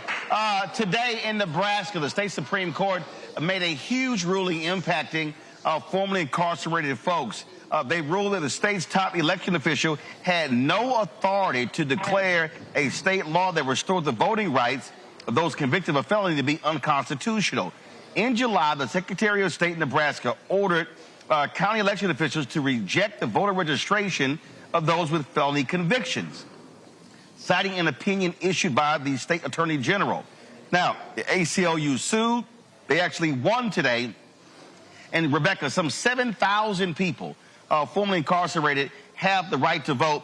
This was one of those just amazingly idiotic decisions, because you literally had the legislature pass a law, and the Secretary of State decided unilaterally that it was unconstitutional, and the AG backed it up. I've never heard of a Secretary of State and an Attorney General determining a law passed by the legislature to be unconstitutional. That ain't their damn job. Look, y'all know I'm from Nebraska, and you see why I fight so hard about voting rights, because dealing with idiotic people who think that they get to tell the state legislative branch that they can't create rules, but instead it's going to be an administrative branch making the rules in Nebraska. So I talked to so many people from back home today. If you read the ruling, it's extremely scathing.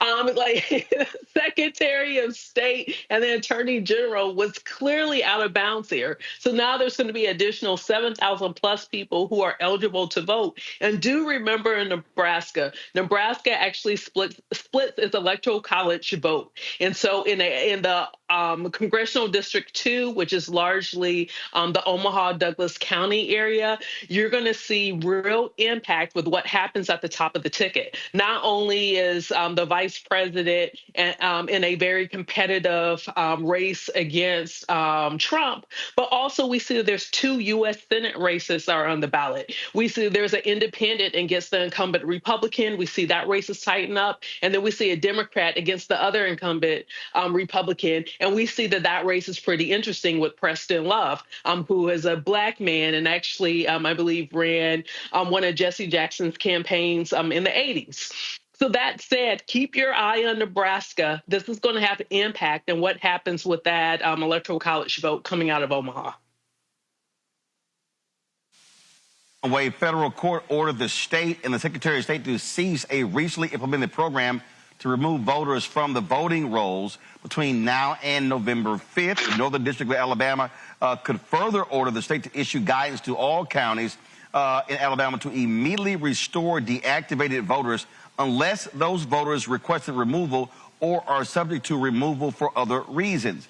The DOJ filed a lawsuit against Alabama and the Secretary of State in September, alleging that the Secretary of State's voter list maintenance program announced in August violated Section 8 of the National Voter Registration Act of 1993 by conducting a program intending to remove voters within 90 days of a federal election systematically. Jay, the reason this, I think, is huge because, again, in Alabama and recently in Virginia, they started doing this, and you had Virginia Governor Glenn Youngkin whining and complaining about it. Even the Orange Man, when he was at the Bloomberg Economics Forum, was complaining about this. But the law is the law. You cannot start removing voters inside of 90 days of an election. And so my deal is, what the hell were y'all waiting on? You could have done it with 150, 120 days. No, they purposely waited until that point. You're absolutely right. They could have done that. And also, you know, I admire the court, Alabama, with the DOJ for asking for an injunction, because what an injunction legally is a court order issued to prevent a party from taking action that can cause irreparable harm. Here, that irreparable harm would be the systematic voter purge attempt program that they're trying to rename as another program. So I think that was absolutely the correct move to make. The DOJ had every right to be concerned, because what Alabama originally was considering as individuals, right? Private individuals who were suing for their rights. However, they failed to consider the United States as a whole in the state of Alabama and oversee that part of it. So I think that this injunction, I hope that is an indefinite injunction, and it was absolutely the right move to make.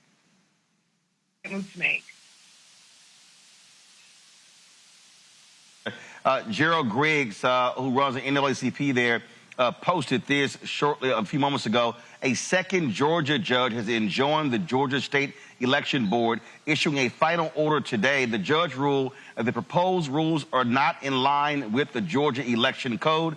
The Georgia NAACP was one of the intervening plaintiffs in this case. Here you had these nutcase MAGA folks who decided that, oh, let's actually do hand counting of ballots in Georgia. You even had Georgia election officials, Republicans, said, that's just dumb. We can't sit here and count ballots by hand. It goes to show you what happened after the last election when Steve Bannon, who's sitting behind in federal prison right now for contempt of court, when they said we're going to take over school boards and election boards, this is what they wanted to do by taking over the election boards. They wanted to control the elections, and here the court saying, ain't going to happen in Georgia. Absolutely. You know, Gerald Griggs does an outstanding job over there at the NAACP. But this is why I don't understand why Democrats let Republicans take this term lawfare. Because what we're seeing in all of these cases is lawfare for Republicans on the institution of the right to vote. This is what voter suppression looks like in 2024. It's no longer Bull Connor standing outside with dogs and hoses. It's no longer troops being needed to send people in and out. These battles are happening in courtrooms and in state houses around the country. And what we're seeing, as Reverend Jackson has said for decades, that voter suppression is about skimming. All you have to do is get 1 out of every 100 people, let's say, to step out of line or to not be able to vote. And when you expand that out, that turns into 1,000, then to 10,000, to 100,000, to 1 million people who are thereby disenfranchised. And when you do these schemes, state by state, district by district, just trying to skim off those small numbers of votes, that's how you end up with a phone call where a former president is saying, please find me 11,280 votes in order to swing an election. So we have to be cognizant of what they're working on, and we have to redouble our efforts, understanding that the Trump Supreme Court is going to fight with tooth and nail to maintain voter suppression. But also for people who ask this question, well, what exactly has the Biden-Harris administration done for black people? This is what it means to have a Department of Justice and a Civil Rights Division that is willing to fight for its community, as opposed to Jeff Sessions or Bill Barr, where they can actually take these municipalities to court and win back the right to vote for individuals. Folks, now we ready? Okay, cool. All right, y'all. Again, one of the groups that have been on the ground, not just here in North Carolina, but all across the country, is Black Voters Matter. We've, of course, had Latasha Brown, Cliff Albright on our show on many occasions. Saeed Jasmine is sitting with us right now. Glad to see you here, man. Yes, so what's happened? Tell us what y'all doing in the Tar Heel State. Oh, man, we're doing a lot. Thanks once again for allowing this opportunity. Shout out to everybody here. Viking Pride, Viking Pride, Viking Pride. I'm an Aggie, but I show love. Hold on, that was a little weak there. I'm just saying, you shouted it out and like 3 people woke up. You know what? That's true. So why don't you do that again? Because, I mean, I don't want everybody, they're like, yeah, Viking Pride, Viking Pride, Viking Pride. That's what y'all sounded like. I'm just saying. So you want to do that again? Let's do it again. Y'all ready? Viking Pride, Viking Pride, Viking Pride.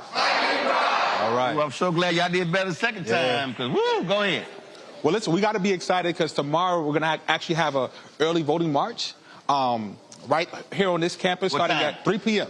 Okay. 3 p.m. So we'll be here. So that's part of the work. We will be here. Wish we could be here for that. We're going to be in Rocky Mount. Well, why don't y'all do this here? Why don't y'all actually shoot some of the video and then send it to us? We can run it. Because we're at Rocky Mount tomorrow, where I'll read the church later. Then we're at Fayetteville State on Friday. But go ahead.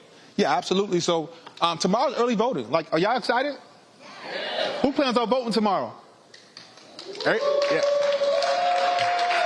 Everybody's hand should be up. I know I plan on voting tomorrow. I live in Pitt County, Greenville, North Carolina. Shout out to Congressman Don Davis over there. He used to represent our area, but unfortunately, because of gerrymandering, he's no longer in our... Hold on, he here? He ain't saying no text or nothing saying, hey, I'm sitting in the audience. You know you're going to be sitting your ass up here when he get done. I'm just letting you know. Don't be trying to sneak in here. He ain't... I mean, didn't even say, hey, I'm here. Right. Okay, yeah, we know you're here now. Go ahead. Yeah, so we've been doing a lot of work with partners across the state. I'm concerned primarily with the eastern region, and that's a really big region. But folks from Martin County to Pasquotank County, to Pitt County, Washington County,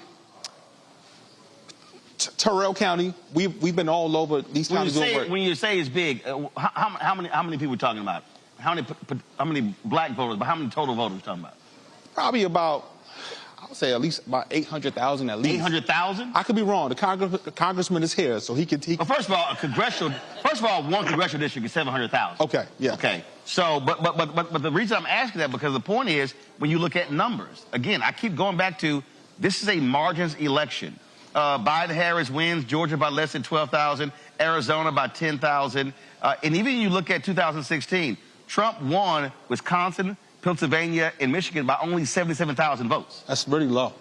That's actually, that's combined. Yeah. 3 states, 77,000 votes. And North Carolina was a state that he won by his lowest margin of victory. Yep. So I lost here in 2020 by 2.5 points. Right. And so we have, I think we can beat Georgia here in North Carolina as well. We actually have the numbers to potentially turn out. We have to just turn out. And that's why the work our partners do on the ground is so important. So what's the weakness in North Carolina? Is it, and I'm not picking on anybody, but is it not targeting rural North Carolina? Is that where, in terms of where your issues are?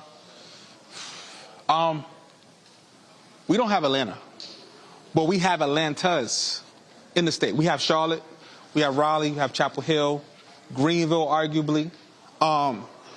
So we don't have that one hub, essentially, yet. Not yet. It's coming, though. Every day, people are moving here to the state. In fact, right here, I'm sure, too. Or is the problem here, this is the sense that I've gotten in the conversations that I've had with so many different people, that the problem is when folk come into this state, whether you're talking about presidential candidates, whether you're talking about the DNC, whether you're talking about even grassroots groups, they split the state in half. And most of the time, money, resources go into Western, because they're looking at numbers. But the thing that I keep saying, because I'm born and raised in Texas, and it's the same way. You got 254 counties in Texas. You cannot win if you only focus on your large blue counties. Right. The reason Republicans win in Texas is because they run up huge margins in those smaller counties all across the state. And so it seems as if the problem here is that there's so much energy focused on Western North Carolina, and you don't have much attention on Eastern North Carolina. Well, I can't speak for, like, the parties, but I can speak for Black Voters Matter. And I can say that investment has been made. I'm sure one of these students here, a lot of students have a Black Voters Matter hoodie, a T-shirt. Raise your hand if you have a hoodie, a T-shirt. So we've been here on the ground these last 4 years. So I know we've been here in these very rural parts in Windsor, North Carolina. In fact, we had one of our last bus tours, we went to a place called Lewiston, Woodsville.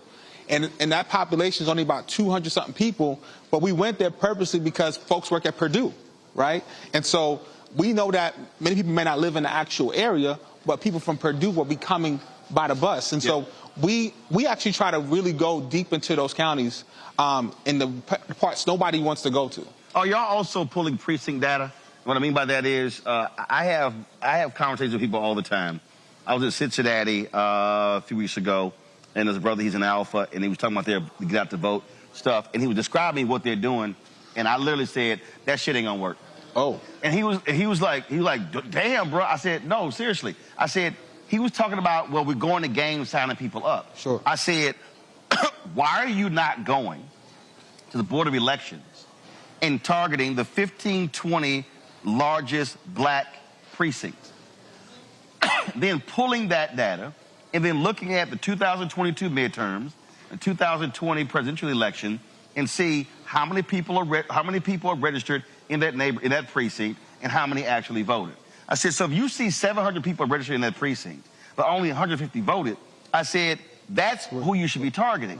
I said, you're going to places where people likely already registered. I said, as opposed to doing target, because when you have finite people and finite resources, you must be far more concentrated. Sure. And he said, it never occurred. He said, we didn't realize that data is public. I was like, it is. Right. And I think that for me, for a lot of folks out there, they're spending time with these get out the vote efforts, but it's not targeted and concentrated. Sure. Well, we have a data department, so we do our best to be as data driven as possible. I can't say we get it perfectly right each time, but we certainly do our best. I know, for example, in Pitt County, where I'm from, we are specifically targeting areas where we know voter participation has been low, right? And so that's what we're on the ground right now doing that work. Tomorrow, for example, on our first day of early voting, so make sure you come out in North Carolina, we will be going out to areas where we know turnout has been historically low, but also people have moved too, Roland. A lot of people have moved because of the pandemic, because of the high cost of housing. Right. And so sometimes the data may not always necessarily reflect what's actually happening right then and there. So we hope that our efforts, as well as what I call hotspot canvassing, which is going to areas where we know folks will be at, will be gathering together. We hope those efforts will help with getting the turnout. All right, then. Well, look, keep up the good work, and I'll tell Cliff and Latasha you handle your business. Thank you. All right. Appreciate that. Maybe they'll give you a raise. Man, I hope so. All right. I appreciate it. Thank you. Thanks so much. I'm going to go to a break. We come back. I'm going to talk to Congressman Don Davis. Yeah, you coming up here since you slid in here. We'll chat with the congressman next right here on Roland Martin Unfiltered on the Black Star Network.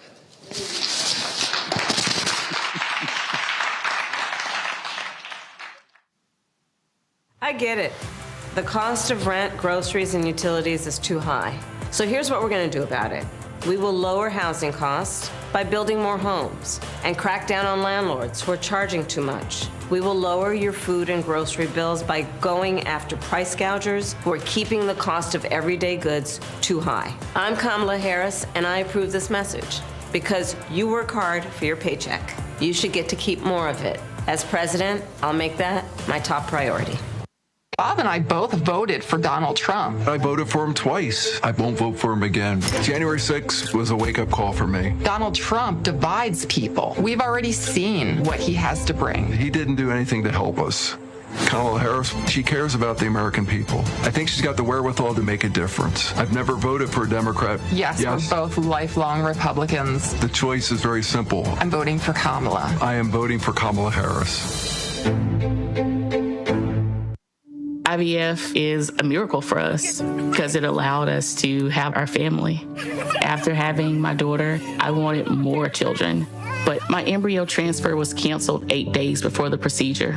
Donald Trump overturning Roe v. Wade stopped us from growing the family that we wanted. I don't want politicians telling me how or when I can have a baby. We need a president that will protect our rights, and that's Kamala Harris. I'm Kamala Harris, and I approve this message. Of 100 Republicans who worked in national security for Presidents Reagan, both Bushes, and for President Trump, now endorsing Harris for president. She came up as a prosecutor, an attorney general, into the Senate. She has the kind of character that's going to be necessary in the presidency. Vice President Harris is standing in the breach at a critical moment in our nation's history. We have a shared commitment as Americans to do what's right for this country.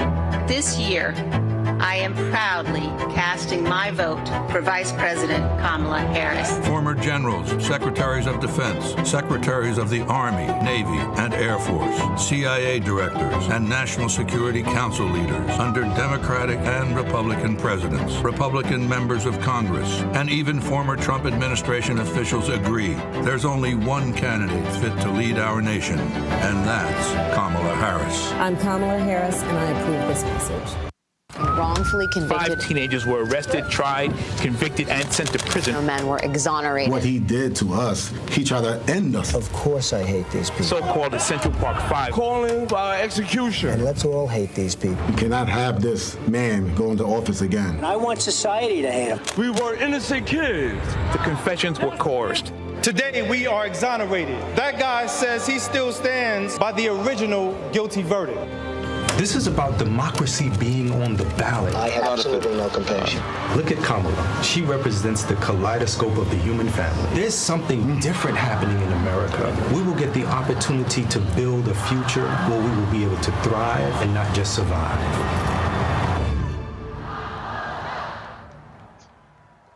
Kamala Harris has never backed down from a challenge. She put cartel members and drug traffickers behind bars, and she will secure our border.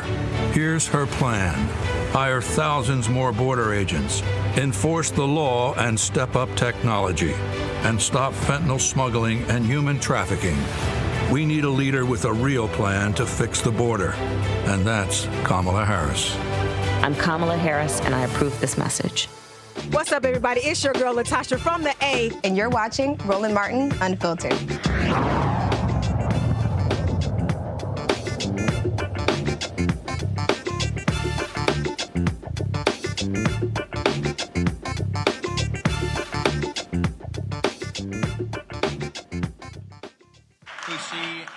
Got it. All right, folks, welcome back to Roland Martin Unfiltered on the Black Star Network. We're here at Elizabeth City State University. Glad to be here. Of course, North Carolina early voting begins tomorrow in this state. This is a critical state. Recent polling data came out just today showing Vice President Kamala Harris up 2 points here in North Carolina. They are doing lots of work in this particular state. She was here at East Carolina University on Sunday in Greenville. I was there while I interviewed her. And this is a state that they see that they can actually win. Joining us right now, one of 3 African-American members of Congress from North Carolina, Congressman Don Davis. Glad to have you here. So let's talk about what I was talking earlier with the brother from Black Voters Matter and some other places. I mean, again, when you look at this state, you got the Black Belt North Carolina, Eastern North Carolina, but so much attention is always focused on the West. The reality is, there's a lot of black votes in the eastern part of this state. Roland, let me say first, you look great in the Elizabeth City T-shirt there. Well, here's the deal. I have a standard rule. I only wear HBCU gear on my show, places where I've been to. All right. So if I'm correct now, this is the 59th HBCU out of the 107 I've actually been to. So this is the 59th. So well, you look great. The rest of them, if they ain't invited me, I don't wear them. And Elizabeth City, Elizabeth City State University is in North Carolina's 1st congressional district, and I'm proud. Viking pride. But let me, before I get into your question, I want to share something because we're talking about voting, engagement, empowerment. I remember at the North Carolina General Assembly, and you came. Mm-hmm. When there was a bill being rolled out in the appropriations, and there was language about closing the university. Yep. And if you remember, within about a 24-hour window, about 10,000 signatures came into us. Mm-hmm. Now, you're talking about empowerment, when people care about something and they engage. Well, guess what? We are here today because the people engaged, and I still remember to this day. Oh yeah, no, I remember. You were getting the word out then, and the people spoke loudly, and it gave us all the ammunition as I was in the state Senate to go in and make the tough arguments. And as a result, we're here today. I want to give a big shout out to the mayor, my friend Kirk, and to Dr. Edmonds, who's leading us right now. But to your point, when we look at North Carolina, here's the deal. Oh, that's the band. Oh, that's the band. No. I know the audio problem. I was like, Anthony, what the hell going on? That's the band. The band's heading home. They're jamming out. Okay, so when you look at North Carolina, here's the deal. Candidates running statewide, they want to win Wake County, go to Durham, Orange, heading over to Guilford, Winston, over in Forsyth, down to Mecklenburg. You have Buncombe sitting out in the far west. But you cannot win this state without Eastern North Carolina. If you look at the history, even of our gubernatorial elections, many of the governors, Democratic governors in particular, have come from Eastern North Carolina. The challenge with Eastern North Carolina is Eastern North Carolina is so rural. And the answer to the question is about 748,000 or so in the congressional district. You're talking over 304,000 African Americans, about the BVAP, the black voting age population, 39%. Mm-hmm. That's in the new sliced up map, because G.K. Butterfield, who I replaced, right. Some say, you're in the Butterfield seat. And I say, do you realize this? He's been retired for about 1.5 years, and this is the 4th different map that we've been on. Wow. 4th.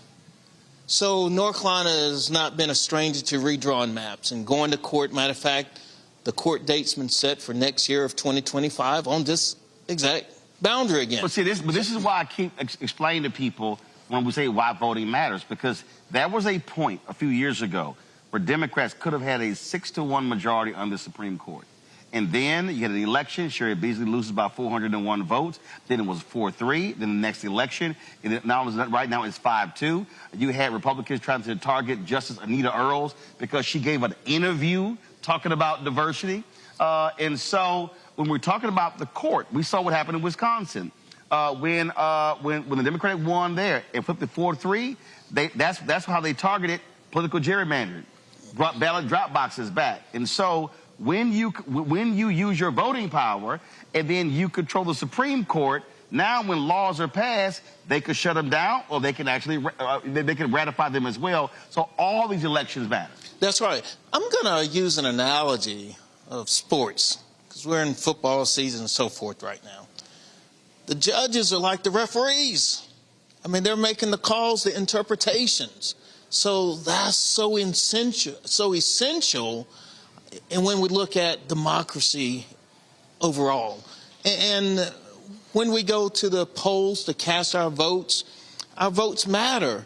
And often, unfortunately, sometimes we don't pay attention to the judges. And that's why it is so important for us to pay attention to judges at every single level. And I want to be clear, I've been supportive and I've shared my support. I was glad to see our vice president in Eastern North Carolina, East Carolina University.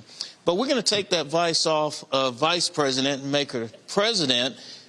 And back to the point, there could be a couple of appointments sitting behind this. So I'm going to say this. It's good to see you here, but I really have been on a mission. And I think all of us, the eyes across the country, all kind of eyes are looking at what's going to happen in North Carolina. And when you really then peel back the onion, a lot's going to depend on what happens in Eastern North Carolina. So which is why, so I'm going to throw this here. I was there Sunday, and I really do believe that, and I haven't seen it at one of these campuses. And I know homecoming with a lot of the schools.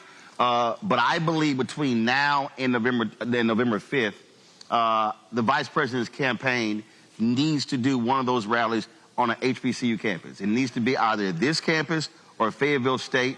And so you going to push them to do that? We're going to keep pushing. Okay. I've been, you heard the music, the band leaving. We've been beating the drum on this. Okay. And they responded. They came to Eastern North Carolina, to East Carolina University. But I hear loud and clear, HBCU. Oh, absolutely. Last question. And of course, all these political people, I hate a lot of political talk in D.C., But Republicans, I'm gonna throw you a curve here. So Republicans are floating in D.C.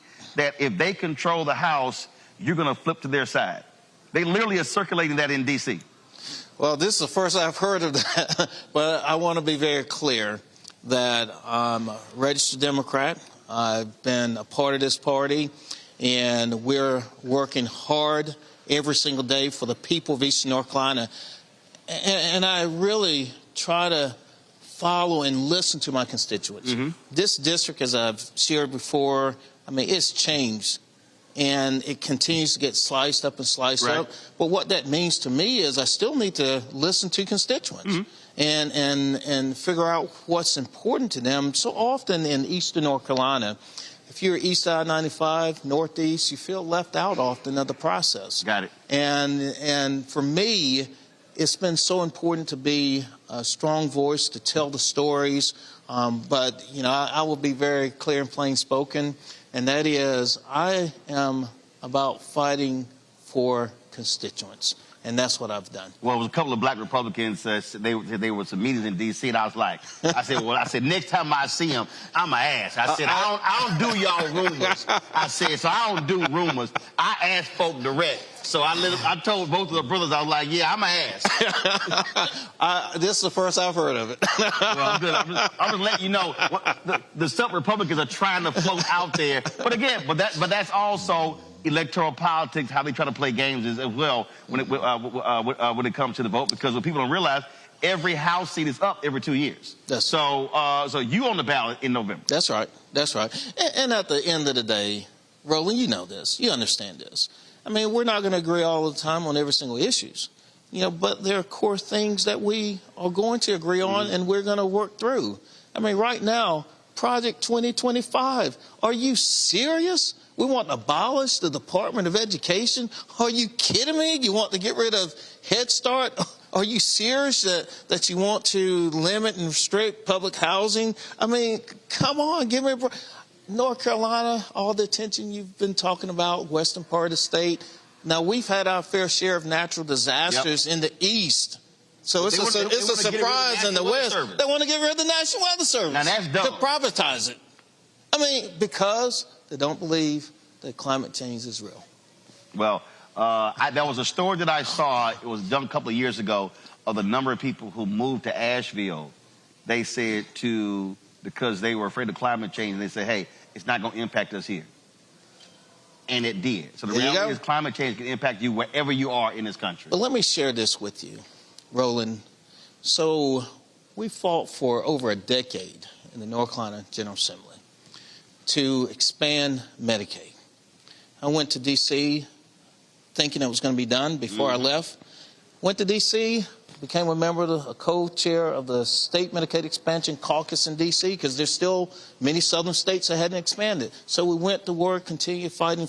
We finally expanded it.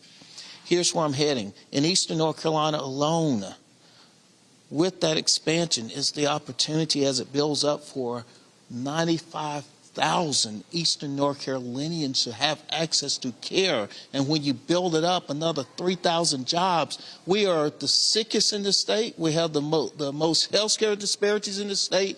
We have the greatest educational needs in the state, the gap that exists, and our economy is sluggish. When daggone it, North Carolina catches a cold, Eastern North Carolina is in ICU. Well, and here's where I'm heading with Project 2025. You're talking about getting rid of the Affordable Care Act. You're talking about the state of North Carolina being in ICU, and if that's the case, we don't have a chance. Well, I tell them, you can't tell me you pro-life if you don't want folks to have health care. That's all I'm saying. Congressman, we appreciate it. All right. Thanks so much. All right, then. Try to sneak in there, but I got you in there. I want to go to Camille Winbush. Hold up. You still hooked up there, so take the microphone off there. Camille Winbush is National Director of the Campaigns and Field Programs, Laws Committee for Civil Rights under Law. Camille, glad to have you here. I still got my panel here is Camille. Camille, explain to folks about 1-866 Our Vote. Early voting starts here tomorrow. It's already starting in Georgia. It's already been happening in Virginia. And you're seeing the efforts to stop folks from voting. That's what y'all are focused on, right? Absolutely. So 866-OUR-VOTE is the election protection hotline, and we are available year-round to support voters who may have questions or problems voting. We operate with trained legal volunteers who are able to assist voters whenever they have issues. We've got convenient ways for folks to reach us, where they can call us, they can text us, they can reach out to the web chat, they can find us on FaceTime, Facebook Messenger, as well as on WhatsApp. And so that's a really great way for folks to reach out if they have issues with, maybe they don't know where their absentee ballot is. Maybe they don't know where their early voting location is. Maybe they have an issue with their voter registration. Maybe they show up at the polls and they felt that the poll worker treated them inappropriately. There's a place for folks to come.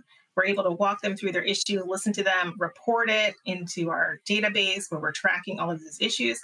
And then we have this really robust team of state and national partners, over 300 of them, a part of our Election Protection Coalition, who are there on the ground to solve those problems. We call election officials, we can write letters, we can get witness statements, take photos, gather evidence, and if necessary, go into court and actually help those voters.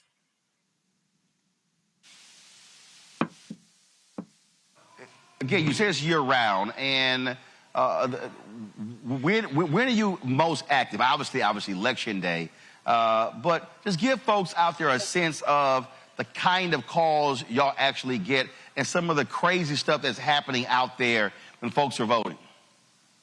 Yeah, so we, of course, are scaling up. This is our prime time. We found in 2020, a lot of voters had actually shifted. We used to get all of the calls, the bulk of the calls happening on Election Day. But now with the increase in popularity of early voting, we get a ton of calls in October. We had over 250,000 calls last in 2020, our last presidential election. And we see a whole range of issues. One of the examples that I like to show about the hotline is how they can be effective. Back in 2020, there was this massive robocall scheme where two white supremacists wanted to stop Black folks from voting. And they targeted Black folks in Cleveland, they targeted them in Philadelphia and Detroit, and they sent this massive robocall out and said, hey, did you know that early voting, you're good on the rolls? That means that they're going to find you, they're going to find out your old warrants, they're going to be able to track you down and make you submit to mandatory vaccines. If they can make you pay vaccines, fines.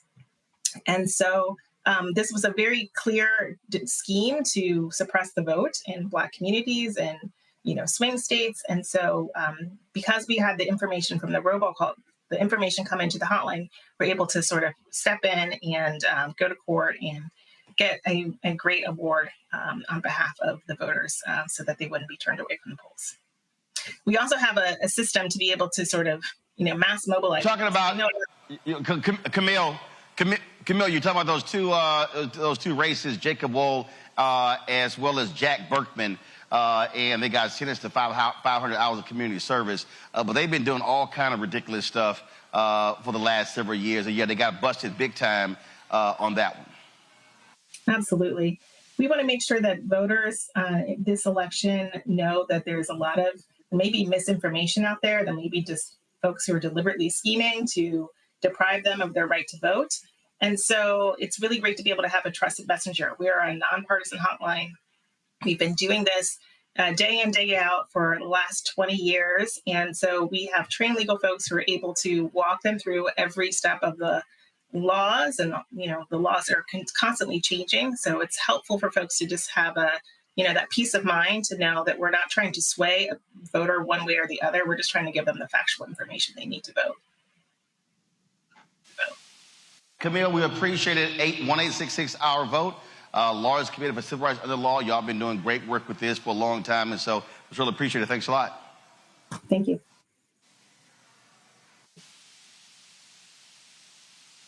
Rebecca, with early voting starting in this state tomorrow again, I can't say it enough that this state, and I'll be very clear, this state could very well put Vice President Kamala Harris over the top. She wins North Carolina. That changes the game when having to win one of that so-called blue wall of Michigan, Wisconsin, and Pennsylvania when it comes to electoral college votes. Since you're in North Carolina tonight, I need to shout out North Carolina Black Alliance because all the incredible work they're doing across the state, especially with their Raising the Bar program, which is doing extensive work with HBCU students on all of the institutions across the state, making sure that HBCUs are working in concert as they're increasing their civic education and civic engagement on campus. One thing to note is that some of our students with North Carolina Black Alliance was able to secure an early voting location, a polling site on their campus at North Carolina A&T. A&T is 19,000 students. And so earlier in the broadcast, Roland, you talked about how the congressional district was split, how A&T was split across 2 congressional districts, but it also happened in the state house races as well. Both, I believe, the state house and the state Senate side. North Carolina A&T was split into multiple parts. So I say all this is that North Carolina has a real opportunity to actually get out, show up, and vote. And it's so important that people do this, especially when we know that the scheme in North Carolina, the state legislature was very clear. They were caught on audio, they were caught on tape when they said that they were surgically trying to remove as many Black voters off of the rolls to split up and dilute Black political power by breaking up communities as redistricting was occurring in North Carolina. And to the congressman's point, he's still going to be impacted by this constant redrawing of political districts in North Carolina. So I say all this. I try to tell voters, especially those who are skeptical, I'm not going to tell you to vote because people bled and died literally for your right to vote. I'm encouraging you to vote because there are people who are actively trying to stop you from voting. If there isn't any other reason, it's because someone doesn't want you to vote. That's why you should turn out to vote in North Carolina. Elections are about math. I said earlier, elections are about math. And here's the math, again, to understand this election here. When I look at the numbers, Wisconsin, 10 electoral college votes. Michigan, 15 electoral college votes. Pennsylvania, 19 electoral college votes. North Carolina, 16. And so we talk about what's happening with Muslim vote in Michigan. The reality is this here. If Vice President Harris loses Michigan and wins North Carolina, there still is a pathway to victory. And so that's why this is important. There are more electoral college votes here in North Carolina than in Michigan and Wisconsin.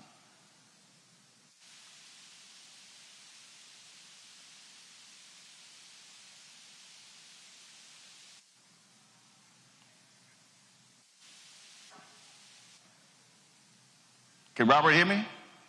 Yeah, I hear you now. Sorry, I hear you now, Roland. Look, you're absolutely correct. I think this also shows the shift in voting demographics away from the Rust Belt, away from those traditionally Democratic base from the Kennedys and the 60s, etc., to the Sun Belt, where we're seeing, because of this mass migration, kind of the reverse of the Great Migration, people moving from the north to Atlanta, to Nashville, to Charlotte, to Asheville, all across the South. We're seeing a shift in the way that these races are run. And if we have a presidential election where Kamala Harris is able to win North Carolina, able to win Georgia, able to win Nevada, able to win Arizona, then that says to the party going forward that we have to cater to the needs of those areas. So when we talk about what has to happen educationally throughout the South and transportation-wise throughout the South, it means we have to start delivering these states for progressive candidates who actually believe in the values of those areas and actually believe in investing in such a way that will help us be able to develop and catch of many other parts of the country. Look, the squeaky wheel is going to get the grease, and the way that we squeak the loudest is by making sure we turn out and vote. Jade, we've said this over and over and over again. We said it over and over again, that if Democrats are paying attention, you cannot simply focus on the large cities. You can't win Georgia unless you're talking to Albany, Savannah, Jonesboro, Statesboro, Athens, Augusta, those places. Same thing here in North Carolina. And so there has to be a strategy a rural strategy. Yesterday, Vice President Kamala Harris released her rural economic plan to specifically speak to these areas. That's exactly what should be happening. Yes, Roland, and I think that you're ingenious for going to these HBCUs, particularly in North Carolina, because I've spoken at Fayetteville State before, and I really do hope that they take that opportunity, because that is a rural area. However, it is a very powerful area. It could actually decide a lot of things in her favor. Those are areas that don't, they're not visited often when you talk about people running for office or political figures or that time of the year. So I do think these HBCUs, these universities in North Carolina and other states, I think that is going to be a big shift when parties are looking at potential voters to vote in their favor. All right, Jade, Robert, and Rebecca, I certainly appreciate it. Thank you so very much. Let me thank all the folks who were panelists on today's show as well. It'd be also a show appreciation to Elizabeth City State University for being on this campus. I've had a great time. My first time visiting this campus. I'm glad to be here. We were here covering the shooting 3 years ago in Elizabeth City, but the first time on the campus, and so I'm certainly glad to be here. Folks, don't forget tomorrow we are going to be in Rocky Mount. Y'all should have the graphic there, so let me know if you do. There you go. We're going to be at Word Tabernacle Church, 821 Word Plaza in Rocky Mount. So I want to see you guys there. Friday, we're going to be in the Seabrook Auditorium on the campus of Fayetteville State University. And so look forward to that. And so we are spending the next couple of days here in North Carolina. As I said, early voting begins tomorrow in North Carolina, folks. Please get out and vote. Don't wait until Election Day. As we always say, call your friends, your family, your church members, your fraternity brothers, sorority sisters. Call everyone to make sure that they're maximizing their vote. Because again, if we vote our numbers, I can guarantee you we are going to win. Folks, don't forget, support the work that we do. Join our Bring the Funk fan club. Our goal is to get 20,000 of our fans contributing on average $50 each a year. That's $4.19 a month, 13 cents a day. You can send your check and money order to P.O. Box 57196, Washington, D.C., 20037-0196. PayPal is R. Martin Unfiltered. Venmo is RM Unfiltered. Zelle, Roland at RolandSMartin.com, Roland at RolandMartinUnfiltered.com. Also, download the Black Star Network app, Apple phone, Android phone, Apple TV, Android TV, Roku, Amazon Fire TV, Xbox One, Samsung Smart TV. And be sure to get a copy of my book, White Fear, How the Browning of America is Making White Folks Lose Their Minds. Available at bookstores nationwide, Target, Books A Million. Also, you can get the audio version on Audible. So again, we're here. Rocky Mount tomorrow, Fayetteville State on Friday, and then I'll be at Friendship West Baptist Church in Dallas on Sunday. Early voting starts in Texas on Monday, and so I'll be there with Reverend Frederick Douglass Haynes III. We'll be broadcasting live from Dallas on Monday as well. Folks, that's it. Y'all know how we end the show. I'll see y'all tomorrow. Holla!